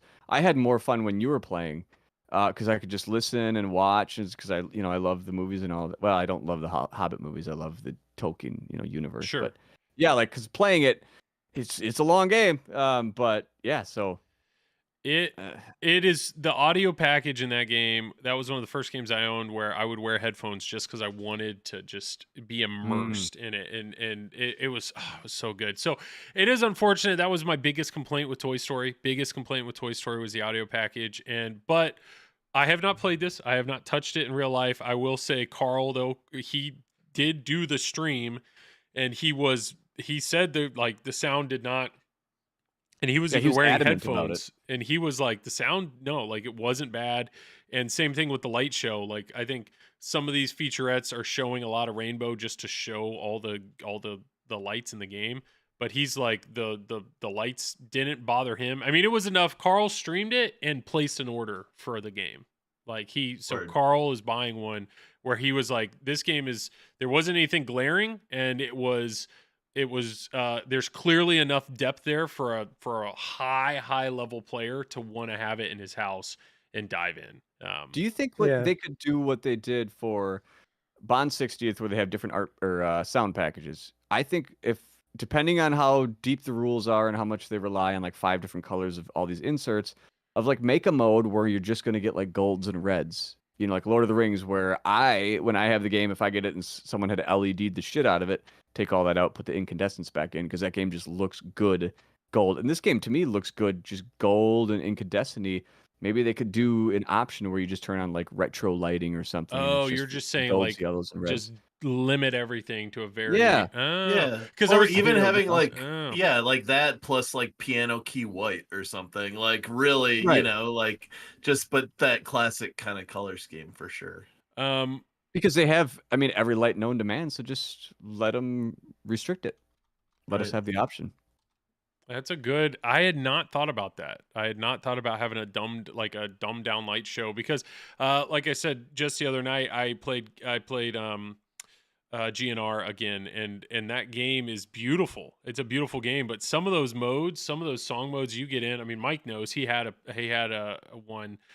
It's like it is so hard to actually figure out Yeah. what you're shooting at. But yeah, some of these modes here though, he are like the lights don't seem nearly as absurd as No, there's a lot of like they do a lot of the Italian flag color configuration on the lighting and stuff too that I noticed. yeah. That's cool. Yeah. Wind Raider Joe has a really good question. I don't know if you guys thought about this, but yeah. So JJP dropped Scorbit. Did you guys ever use Scorbit? Do you have any thoughts on that? I I mean, mean, some we used it on Guns N' Roses a little bit, but not too much. I just think that this is JJP is now moving into doing their own insider connected type application for their games or something. That's just my feel on it. I don't know. it makes the most sense because that's where the future of, unfortunately for us, that's like our digital footprint, that's commerce now. So I think to just like give all that information away to like a third party is probably what they're thinking about. They want to know they want to know how many times you're playing their games and when you're playing them and all that stuff. So they already have the like camera that goes straight to the CIA that takes your picture. So it's just like the next. That is lot. by far my favorite thing of playing JJP games, Is the especially camera? on location. Yeah. Yeah, where like especially when you don't remember where it is and you just look like Yeah, you look like a You look like an buffoon. idiot. Yeah, it's so great. I look like a serial killer that they like finally pulled out of his murder hole. They're like, we got him, boys. So Or there you is have your like flipper face on when you're trying to Yeah. get a shot or Yeah, something. yeah. and it's just- there it's is so bad. a very good article. They did like an interview with Scorbit about this. I think it's on Tilt forums or something. But basically, Scorbit said like we didn't charge him a thing. We didn't charge him a thing to use it. We did all this tech support that they needed for us. Like it was clearly Scorbit was just doing it for JJP, and I get it because when it's in there automatically, like you instantly have thousands of clients. Because if you use Scorebit, if you actually buy the board and put it in one of your games, it costs money. It's a yearly thing to have your game on their platform. But a JJP game, it's just on there automatically. And then apparently, what they said is the main programmer that was responsible for integrating Scorebit into their games. Apparently, he left. He went somewhere else, and then it sounds like nobody took it on, like nobody took over that. And so Scorebit reached out and said, hey, we made some changes on the back end, can you make these changes? And they basically said no. And that was it. Like they just that was it. Yeah. So it's unfortunate the Wow. way it was handled. But all I can think is I would hope that means JJP's making their own thing, because I really enjoy Insider Connected. Like personally, I'm a big fan of that. I think Stern, and I had Scorebit because I actually got one of the boards and put it in my TNA. I had it before anything in Insider Connected, and it became a pain to like it you could do it, but it's not nearly as seamless as Insider Connected, especially with HomeKit. Like HomeKit, when you set that up with Insider Connected, you just walk Joel, up, can I pull the ask you button, it's something awesome. on Insider Connected? Yeah. Because you have a turtles. Yep. So that keeps like the persistent leveling up of, is it all turtles, and does it level up till at 4? What's the top? And then it just stays that permanently. Yep. For your account. So you can turn it all. I don't, but it's like, yes, I finally did it. I finally leveled all my turtles up to 4. And How so, long does that? Yeah, excuse me. How long does that take? Like, just if you played Leonardo for like, how long would it take for you to keep him at 4? well, A it's just you have to qualify training, then you get in training, and then Yeah. the initial training I think is like you hit the right ramp and then you hit the left ramp. That's to get to level 2. Then the level 3, it's Okay. like right ramp, inner loop, left ramp. But you have to do it within, and the amount of time you have to do it gets less and less and less. So to qualify for level 4, you have like 4 seconds to hit the right ramp. Then you have 4 seconds to hit the inner loop. Then you have to hit the inner ramp, and then you have to hit the left ramp. So it's hard. For me, Yeah. it was a grind to finally get it achieved. But now that I have it, like I love it because all my turtles are juiced up. But Yeah, the competitive players are like, that's dumb. You need to be back at level 1. Not all of them. Look, Ray's as competitive as it gets. He says Turtles is such a fun game when you log in as level 4. Oh yeah, it makes you feel. So it bothered me that Travis Murray, he's a really good player, and he had come over to my house and he had the high score. This was when Turtles was at my house. He had the Donatello high score at like 45 million points. It's not absurd, but it was the high score, and he did it on level 1. Like that's where he was. So here I am at level 4 Donatello trying to beat his high score, and I just did it the other day. What's level 4 Donnie perk? You get the Turtle Power multi-ball, you get perks in that, and I don't know, I'd have to look it up, but you're finally allowed to talk to girls. Yeah. That's the final part. I It was juices talking up to- stuff, which is pretty cool. Yeah. When Scott was on the pinball party and talking about this more, like the thing that has me the most intrigued about Insider Connected beyond the like obvious Xbox Live stuff like friends lists and leaderboards and achievements, all that, is that persistent like roguelike elements that they have in Turtles. Yeah. And they have and like Avengers does with the Topper, where you can get the gem madness mode or whatever it's called. I mean, I know you can do it with Insider Connected as well, but I think they need to really lean into that Insider Connected, because there's like, if you took a game like Metallica, which I know isn't Insider connected, but a chopping wood, as they say, game to where or Lord of the Rings, you play it and then like, all right, I'm done for a while, and then you come back to it and you start all over. What if you went back to it and like, hey, now you're at level 2 of chopping wood? I don't know. So like, all right, it's not as bad, or it gets easy.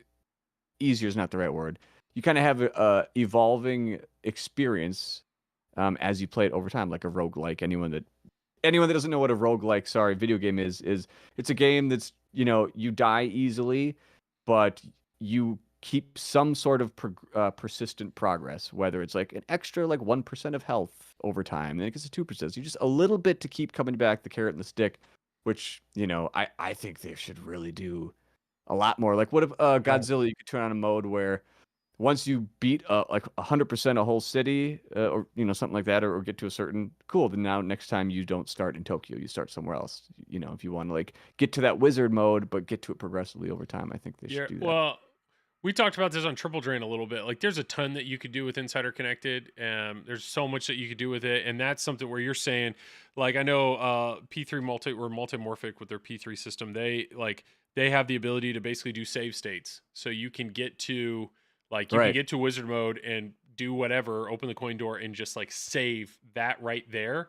And so if you ever wanted to, you could just log right back into that state. So once you've achieved or hit something, you could save it if you wanted to get right back to that spot, which I think is pretty cool. Like, I like that concept. Especially a JJP game that's like so in depth. Maybe get to certain spots and save it. So when I had Hobbit, like their wizard modes are so great, but you played the first Into the Fire, I think is what it is, which is amazing. But you play that a bunch, and then it's like, I want to experience the second wizard mode, but I barely saw it, and I only saw the third wizard mode one time. So yeah, if there was a way to go ahead and start me off after, what were you saying, Mike? I'm sorry. Oh, sorry. Yeah, no, that's okay. I agree with those. I think those are cool features that could be added to it. I also had similar sort of thoughts that with Insider Connected, you have your Xbox Live gamer tag, all that stuff. You have an avatar, right? So we have an avatar, and maybe, it gets displayed beside your name and your score in the game. And when you do certain things in the game, maybe you collect a t-shirt, like a Metallica shirt, if you're playing Metallica, for your avatar. So when you play online with other people, they see, wow, he's got that Metallica shirt. He must have, beat the wizard mode in Metallica or whatever. That kind of stuff, right? You get sort of, it doesn't affect your game. So where this is where it could get into an issue with competitive playing. If someone's already leveled up and has perks, and then they log into a game in a tournament and have an advantage, that sort of thing. Whereas this is just that more, you could turn off. Yeah, I guess you could turn it off, obviously, or just not have Insider Connected for a competitive game. But in also, you could just have like cosmetic stuff where, you beat Guardians of the Galaxy, you get a little Groot guy that sits on your shoulder or something like that with your avatar, or that kind of stuff to build your sort of character. I would love and to all play these a collections. game versus you, Mike, or something, to where like if we're playing JJP and it takes your picture, so you have a stupid face, and then so when I'm playing, if we're playing competitively like online or something, I could see your stupid face with like your hat on and a straight down the middle avatar, like just and then I would look at the screen more. There you I go. see something like that. Doc, Have a little bouncy guy standing around, doing stupid little animations. Maybe you get a little dance or something if you pass through the Beatles wizard mode or something, or whatever. Yes. It's just like a really somber scene from The Godfather, and then your weird little me character is like wandering through, like starts flossing in front. In front of the in front of the grave. You could clearly do some cool stuff, and Kaz actually said something. You could save Toy Story once you get the Bo Peep loops. Like, I had that thought when you have a game like this that clearly has like multiple things. It's like, okay, I have like, it would be cool if once you've qualified something, like let's say I started up Toy Story and it let me pick, do you want to go ahead and start where you already have Bo Peep loops completed or already have the Duke-a-Boom ramps completed, like just to give you that one stepping stone of progress to get you moving forward? I mean, you could maybe turn that on to allow, once I've qualified everything, let me go ahead and have these things. You could do a lot. There's no denying that you could do a lot.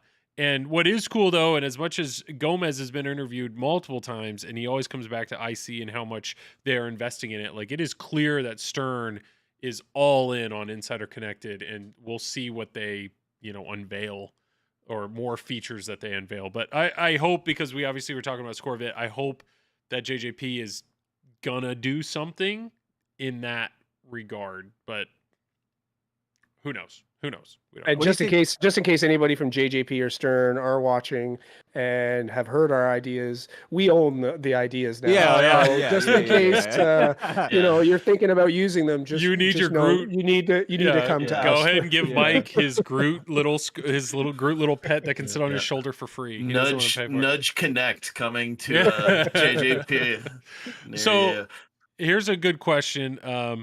So with all the games that have, I understand Bond 60th was out last year, but let's say we're not doing this from a resale standpoint or a rarity standpoint. But if you had the ability, so we'll go around, if you had the ability to either put a Bond 60th in your house, a Foo Fighters LE, a Scooby-Doo Collector's Edition, a Godfather Collector's Edition, a P3 Multimorphic with Final Destination, is that not Final Destination? Final Resistance. Yeah. Or what else? GTF. We haven't talked about GTF. We got to get in there. Let me pull that up. Am I missing any other games? Or Pulp Fiction? If you could have any of those games dropped off right now on your doorstep for you to play, to own, let's say, or maybe not own. Maybe you get it for a month. You get it for a month just to have a great time. Which one of those are you most excited or would want to? Does anybody have an answer, or are we all thinking hard? Doc, you got I think my initial thought was definitely Pulp Fiction, but I really think Foo Fighters looks cool too. Like, it's, man, both are just like, we're living in a great time for pinball. In my real world, yeah, it's Foo Fighters for me in the real world. That's why I pre-ordered one. But when you first said it, the answer that popped in my head was actually the P3. Okay. Because I've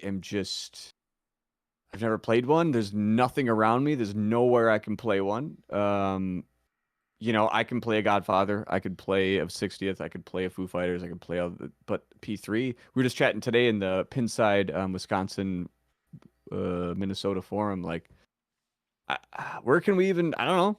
So yeah, the P3. If I put the stipulation on it of you get to borrow it for a month, I think I might agree with that. I think having a P3 in my house would be really I would love to put the system through its paces. Like, I would love to experience it with no with no strings attached. But I think though that if I'm actually going to try to look at it from a game standpoint though, like, which game would I most want to give really put it through its paces? Godfather. Godfather is, I will say, because I've borrowed, Zach's let me borrow a few JJP games, and those games, truly, you have to have them in the house to really dive in and see everything. So that's probably the right answer. At least I think. What about Mike? What does Mike think? I think it would probably be between. It wouldn't be Foo Fighters because I'm going to own Foo Fighters. Even if I wasn't going to own Foo Fighters, we're using the stipulation of just having it for a month. If Foo Fighters is the correct answer. I would say to myself, I'll probably end up owning a Foo Fighters. So we'll leave that aside. I think Godfather is the perfect answer for me anyway, just because I think a month would be the perfect amount of time to have the game, learn the game, see as much of the game as I can, and then move it on to, greener pastures for somebody else sort of deal. But Pulp Fiction is really intriguing. There's something about Pulp Fiction. I just want to hear how much batshit crazy call outs they have in the game from the movie and all that stuff. There's going to be tons of it. So, I mean, that is also something that I'm, maybe down the road I'll own that one instead, but it would be between Godfather and Pulp Fiction, and probably be Godfather because there's just so much more game to learn there. So what's interesting, go ahead, Jason. I was gonna say no one said Scooby or Bond 60th. So I was gonna bring up Bond 60th because Scooby, I think we will have a chance to play a Scooby-Doo. I think we will see those on location. But Bond 60th, that's not gonna. we're not going to see Bond 6 unless you go to a crazy place that's going to put one out there. So that's where it's like, if you had that opportunity to have a $20,000 game in your house and just put it through its paces, I don't know. What I think is I was way more intrigued to play Bond 60th until Pulp Fiction came out. Now Pulp exactly Fiction is how like, I feel. I feel the exact same way. Yeah. Yes, definitely. but that's I think the better version. I don't know. I mean, not Kale. Sorry, Doc. You've actually played it and you had a blast. So I did, yeah. So well, this is what I'm saying though, is like we asked this question, we almost got 4 different answers. Like this is kind of just like I don't know if I subscribe to the binary of, I know that's like part of just the conceit of this like show or whatever, is like, let's say what's better. But man, it's so cool that we get to like, it's like ice cream flavors. Like we get to try so much different stuff right now that's like never been done. Hey, so I'm just Speaking gonna of roll ice with that cream. transition. I'm just gonna roll with that transition. let's It's go. like ice cream flavors. GTF. This is the biggest what the heck is going on, right? I love this though. This promo is my favorite promo I've seen in the last. What they do right here month. with the tank, I actually laughed out Hilarious. loud because they have somebody under there that's just going nuts with this mag. Right. Like it's so absurd. And it's that is so okay. absurd. So that is Dennis Nordman, right? Is that who that is? Yes. Okay, I didn't know what he looks like, but it totally made sense to me that is what Dennis Nordman looks like. Please have these be legs on the outside. Please. Well, you look, they have pinball. I mean, these are actual pinball legs. And I know American Pinball, they hold the legs on with an Allen wrench instead of so they look a little different. But then, these treads bolt on. So stupid. I mean, I think there's 2 versions of the game. There's a version that does this tank thing, and then there's another version that doesn't, I don't think. So my initial thing when I looked at this is like we've all raised the back box. Like they're heavy. They are heavy. So this is not something that's like, well, that was fun. I'm glad I played tonight. And lower the it old back back down. box down. But the other thing is, we all almost have our games pushed up against a wall. This turret sticks up so high that if you have this against a wall, you can't fucking bananas. You can't Does do it it. not like, come off though? Does it not come Yeah, off? but how- Does it not? I thought it does, came off but and becomes the topper or something. How Doesn't it? often are you gonna do it? I mean, unless this is mechanical in some way that you can like click a button and it just lowers itself. I just don't. I mean, it's so crazy. This is so weird. absurd. I love it. It's so absurd. It's But- almost gimmicky, but not like in a bad way. It's like, yeah, why not do this with your game? It really didn't take much more to really do it. It's not like they had What to does it say the other redesign. does master? Master tank control is all it says. Because it's only on the right side. Oh, look, it's a pop bumper cap. I did notice in the that. front of the Yeah. tank. The top of that, they saved on that part. Jesus. It's a pop upper cap, which is great. I mean, this is the biggest. Just like, I mean, when we all heard Galactic Tank Force, right? Galactic Tank Force, we're like, what are they doing? And then this, it's just like, I mean, what are they doing? Like, what is? I'm so intrigued. It's so insane. Yeah, it's props really to them, kitschy. but once again, we got this freaking halftone thing going. It's like the most generic name, right? Galactic Tank Force, and this might be the correct answer. This is the one we think it need. might be. Yeah. And Scorbit went to them. So Scorbit's all over. Why? Yeah, what the fuck is this? I can try to Jesus. find there is already like a leaked picture of the playfield, but it's Yam Cam, as in Zach Mini says, and I don't know if anybody's posted it. I know I saw it on Facebook, but I don't even know. Turner Pinball, it's a whole other thing. Adam said it's farther forward than the legs are. You can put the back legs against the wall and there's a gap. Go look at your games and you'll see it. So go look at your games right now, guys. Get out of there. Sorry, I'm busy. Mike, where's your curtain? I mean, if it's, I hope, I am so, it's a weird thing where it's like, hey, I'm having people over to have a party. Should I lower the head real quick just so they see the tank? Has anyone else ever used a pinball dolly? Imagine moving that fucking thing down the stairs. It's not gonna work. You're gonna have to take the sides off, right? I don't know. Hey, Andy, thanks for the sub, man. I put a decent picture in the chat that actually doesn't look too bad of the playfield. Yeah. It's not the washed out purple or anything. You can actually see a little better. I In don't. the Discord chat. In the The Discord problem, thing. I know, but it's gonna totally mess up our cameras. Nice. Nobody look at it. Just ignore these. Just don't even look at the cameras right now because I'll send it to you on Facebook. No, I got it. I got to open. Then I got to do Oh, this. yeah, look at that. And boop. There we go. And then we should be We're back. and healthy. Nice. Okay. Yeah, seamless. Seamless. No, this is the best picture I've seen. Like by far. Everything else has been Way to go, washed Mike. out purple or Yeah. whatever. Yeah. Okay, so what's going on with these posts? Well, there's 2 lanes And behind there's the a flippers. lane right yeah. there. Yeah. All right. You know what we got? We're going to paint. We're going to paint. Oh man. Let's do it. Open up the program. Yep. Let's do this. And oh, that's a big photo. Look at you go. All right. I like ice cream and tanks. Prime audience right here. Hell yeah. I mean, don't get me Where wrong. did they come up with it's got to be some sort of an inside thing, or I don't know, like tanks and ice cream. Like, Yeah, it's were they sitting in like the war room thinking of ideas and going, okay, so we've got All Galactic Tank Force. What do we do with it? What do we do with it? they're Ice like what, cream. they're like, So- what do boomers love? They love tanks and ice cream. So Tank, there's science fiction, and ice cream. Yeah, bumper exactly. stopper, Wheel of Fortune style having post. Yeah, there's a post right here and a post right here that'll help you. And then The tongue is Lucky Break. ungodly on that woman. Sheesh, Louise.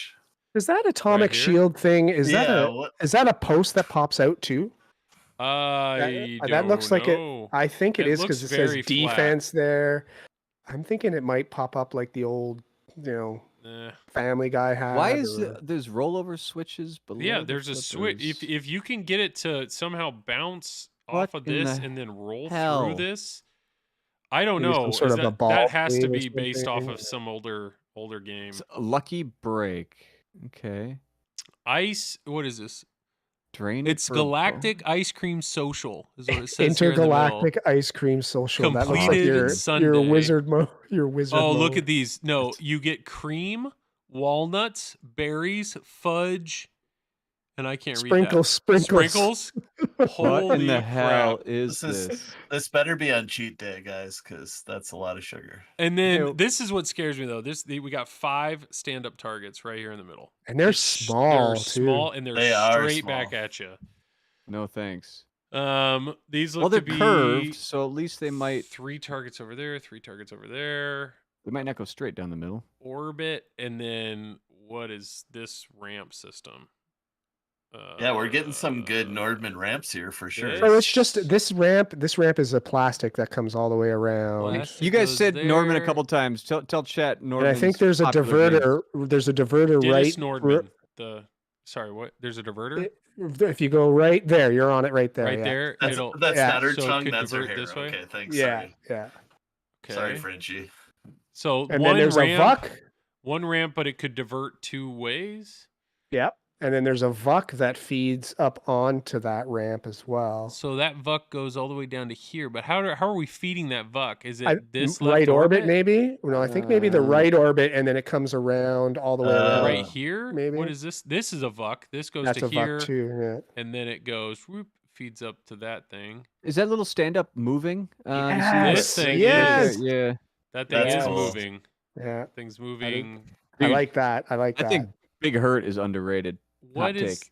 How do we get this Word. thing though? I agree. Like this shot, is it this only a return, or is I there wonder any if those way? are those stand-ups along the side there that the pop bumpers can hit. Is that like those orange lights? I think they're just lights in the. I don't know if Rollovers? there's anything on the side right here. Yeah, it looks like there might be stand-ups there. There's a big. I mean, there's a lot. Look at. I mean, these things are. There's these robot things all over the place. I like how they did the mirror in the back and then created that half planet, and then the mirror reflects it to make it look like a whole. Oh, that is- Oh, that's clever. That's super cool. So yeah, this, good you're call, saying man. this is the edge, and then Yeah. that's all a mirror. Oh yeah. Yeah. I That's do su- like that's super dope. the pin stadiums, or they basically have built-in pin stadiums by default. Mhm. And then they went all out on neon. I mean, this is another Christopher Franchi. Hey, Christopher Franchi, Yeah, he's in he's- it. he's Look, in he's here. in chat. That's Hey! what I'm saying. Dude. He corrected me. The That's not her. stand-up. That's not her. He's confirmed that it is stand-ups. So there up are there, stand-ups right here, is what I'm that saying. the pop bumpers did. Nice. Okay. Yeah, and that's not her tongue. That's her hair. So FYI. Okay. That was from Franchi. So Franchi, I apologize. How do we feed this vuck? Is it the left orbit, right orbit? I mean, I mean, hey, Chris, fantastic job this year, man. The Godfather Yeah, art man. package, Yeah, hell yeah. beautiful, Unmatched. This thing is insane. I mean, what Oh, polar they're stand opposites on the other stand-ups side on of the the pops too? yeah, you can see them through the plastic ramp there. The orange lights on the left. Oh, over There's here, stand-ups, there's stand-ups there too. stand-ups there and here. In there. Wow. But yeah, what polar opposite art packages that he's had. Totally. But what is Yeah, this? tell us what those lucky breaks are. Those rollover switches on the bottom. What? Chris- Still stuck on A that. third coming. Breaking news. Yeah, third coming in Wow. Q3. What did we talk about earlier? What I mean, it hasn't been anything announced. They already Stern has already said that the Zombie next game Yeti. Zombie Yeti, so that's got to be somebody else. Maybe Dang. maybe JJP #2 this year. Dang, Frenchie, yeah. Ah. Is there a picture of Barlow eating ice cream? Is Barlow in this game? That's the question. Barlow is his dog. He's got a fantastic dog. I don't know. We'll probably dive more into this playfield once we actually see more. I'm excited for this game. I think it. But it another looks, one- It looks fun. Is Barlow in the game? Barlow is in this somewhere. That's awesome. That is awesome. But man, This, what a this crazy could be a sleeper. This could be a sleeper for sure. Oh yeah. Totally. I mean, it's just crazy. It's just a Yeah. crazy. I mean, props to them for going all out on crazy. Chris, please tell me there's a lunchbox. Please, I've joked about it a lot. Please tell I heard me he's on the back glass with a space vest and a bubble helmet. That's awesome. But please tell me there's a lunchbox. I so want a Galactic Tank Force lunchbox. It's got to I look heard the that- exact same as the game, folded down too. for the Yeah, lunchbox. Yes. the tank turret you can pull off and it becomes a lunchbox. Yes, so- available at TPF. Dude, I will buy the lunchbox. I Oh. want the lunchbox so bad. Available at TPF. How do we please set one aside for me? Someone please, I want to buy the lunchbox so bad. That's awesome. Cosner, no, I'm not buying you a lunchbox unless I get one. That's so when is the great. reveal video for this? Do we know? They haven't. So what I've heard, we tried to do action figures too. That's awesome. To be honest, I mean, I don't think any distributor, unless none of the distributors that I know have heard anything from American Pinball yet. Like nothing. Pricing, timeline, nothing. So Adam though is saying Saturday's Saturday. reveal. I don't. Adam, apparently you know more than anybody I talk to. That's awesome, man. They tried to do an action figure too. Oh, Yeah, that's sick. But if there's an Um, dude, I'm buying. If there's a lunchbox and I can buy it at TPF, I will buy it. So then, can Christopher answer whether or not he knows about what the whole significance of the ice cream related to the galactic tanks? Oh, Ooh, Adam's wrong. Adam is wrong. Get It's wrecked. not Saturday. Somebody else say another date so that Chris could. But Oh, within 7 oh, days. oh. Okay. Nice. Let's go, dude. Oh, right before Franchi, TPF. thanks for being here tonight. yeah, man. Yeah. I wouldn't be surprised if they show up at locations again. Yes, David Fix has said that a bunch, that he is all about having reveals, like basically ship the games and they're just at a bar. Like that's how Legends of Valhalla work too. Dude, that's awesome. But dude, that's awesome. So within the next 7 days, so soon. Hey, we might have to do another one of these chatting streams next week just to break this down. But hey, it sounds like I will be at TPF. I can't wait. And I mean, Franchi, if there's any way you could set one of those lunchboxes aside, that would be really Oh cool. man, so just chill out, bro. That'd Less is more. Give Dude. Franchi a little like room to breathe. I dude. want like, the. you I have can't been be hyping. full court pressing that. I have been freaking hyping lunchbox. the lunchbox for months. I hope the lunchbox is yes. two-tone with There we dots go. in the Oh, same here we- direction. Oh, Oh, dude, he's dude. going into the ice cream right now. Here's the deal with the Yes. ice cream. It has to do with the story. This is why dairy cows are part of the Dairy game. Oh, so you got to Oh, save the cows to save the ice cream. Okay. This, Weird. this That's pin awesome. is going to do very well on location in Well, Wisconsin. you know, Very well. cows are like a traditional Easter egg in pinball. I don't know if you Yes. guys know that. Yeah. But Yeah, they're- Brian Eddy style. Yeah. Yeah. Cause does the lunchbox have a thermos? That's- I hope so. Oh, it's so great. The thermos is a tank turret also. It's Oh, all that's tank awesome. With a pop bumper that actually works on it. So when you grab it, it like hits you.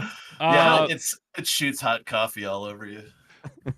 It does. It has a terminus. It has a Whoa. terminus. What is going on? Why? Dude, I'm ready, man. I'm ready. Dude, I mean, I'm hyped for the game. Obviously. I can't wait to see this game. But let's talk You're about hyped this for the lunchbox. merch. Let's talk about Yeah. this lunchbox. Franchi knows how to do merch. So if they gave him any control over merch, I bet he's gone t-shirts, stickers all out. This is gonna be pretty 100%. cool. It's just funny because everyone was making fun of them for that because they said they want to do an original theme so they could do merchandise. Now look, it's like everyone's like, give me that merch. Dude, that's so great. I would love to give away a Galactic Tank Force lunchbox on Pinball Party. Heads up. Yeah. I think that'd be fantastic. You should too on Triple Drain. If I can Filled get more with- than one, filled with- yeah. If I can get Filled more with than one- lunch. yeah, Filled with lunch. rotten food. Merch at TPF. All right. Well, we are at midnight. I do need to shut this down. Chris, I just don't want you to say any more and get yourself in trouble. So I thank you so much for even just pointing out some of the stuff that you did. But that's exciting. If this reveal is happening in the next 7 days, that's awesome. I mean, this art package looks sick, and I have no Yeah. doubt. Way to go, man. I mean, my favorite colors are like purple and lime green, so I think, this is right up my alley. But What? that's Okay, hey, so- you know, okay, that's cool. Whatever. I didn't want to offend you. I didn't wanna- TNA is yeah, yeah. right, That right. is- TNA, the it's same- all about yeah. those, the Yeah. purples and the greens, everything. Huge surprise at American That's a- Pinball Seminar. I'm looking forward to it. Wow. Yeah. What the hell are you doing? Hey, I know.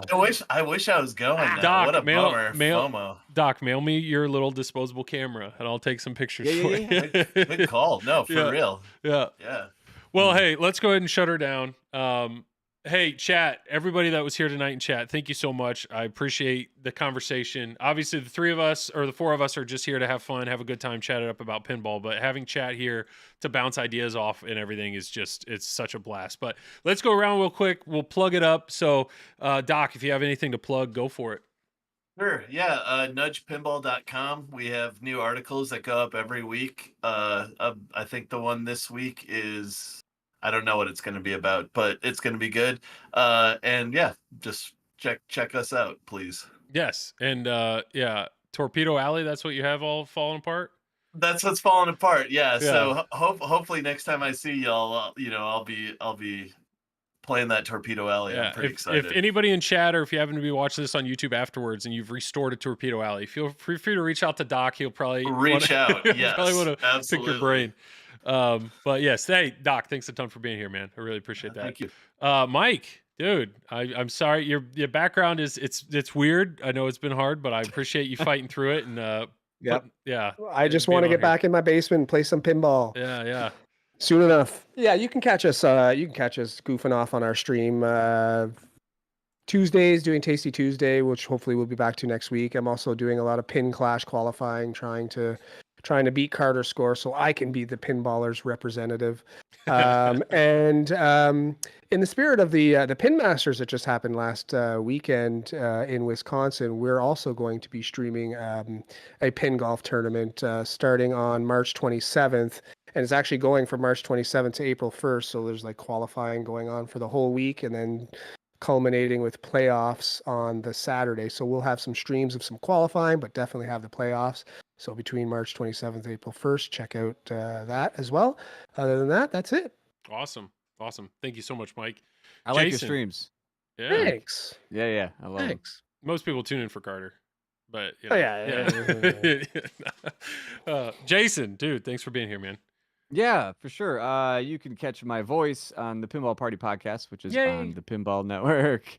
And that's kind of what I do. Or go if you want to hear good music, go listen to Neon Dale. Yeah. I'll be busier with that than the podcast stuff. But yeah, thanks for having me. It was a blast. Yeah, absolutely.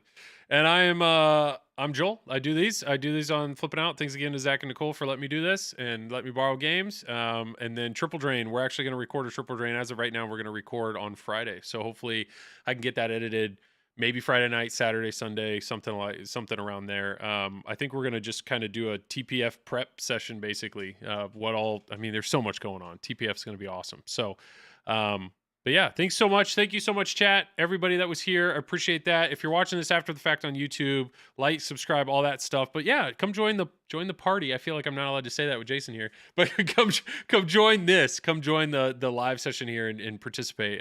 We have a ton of fun here. But I think I'm going to call it. And yeah, go check out Twitch. Find somebody on TPN. I assume like Hottie. Hottie will be streaming. Oh, yeah. Go check him out. But yeah, appreciate 3 of you guys for being here. Appreciate you guys chat. And yeah, go play some pinball.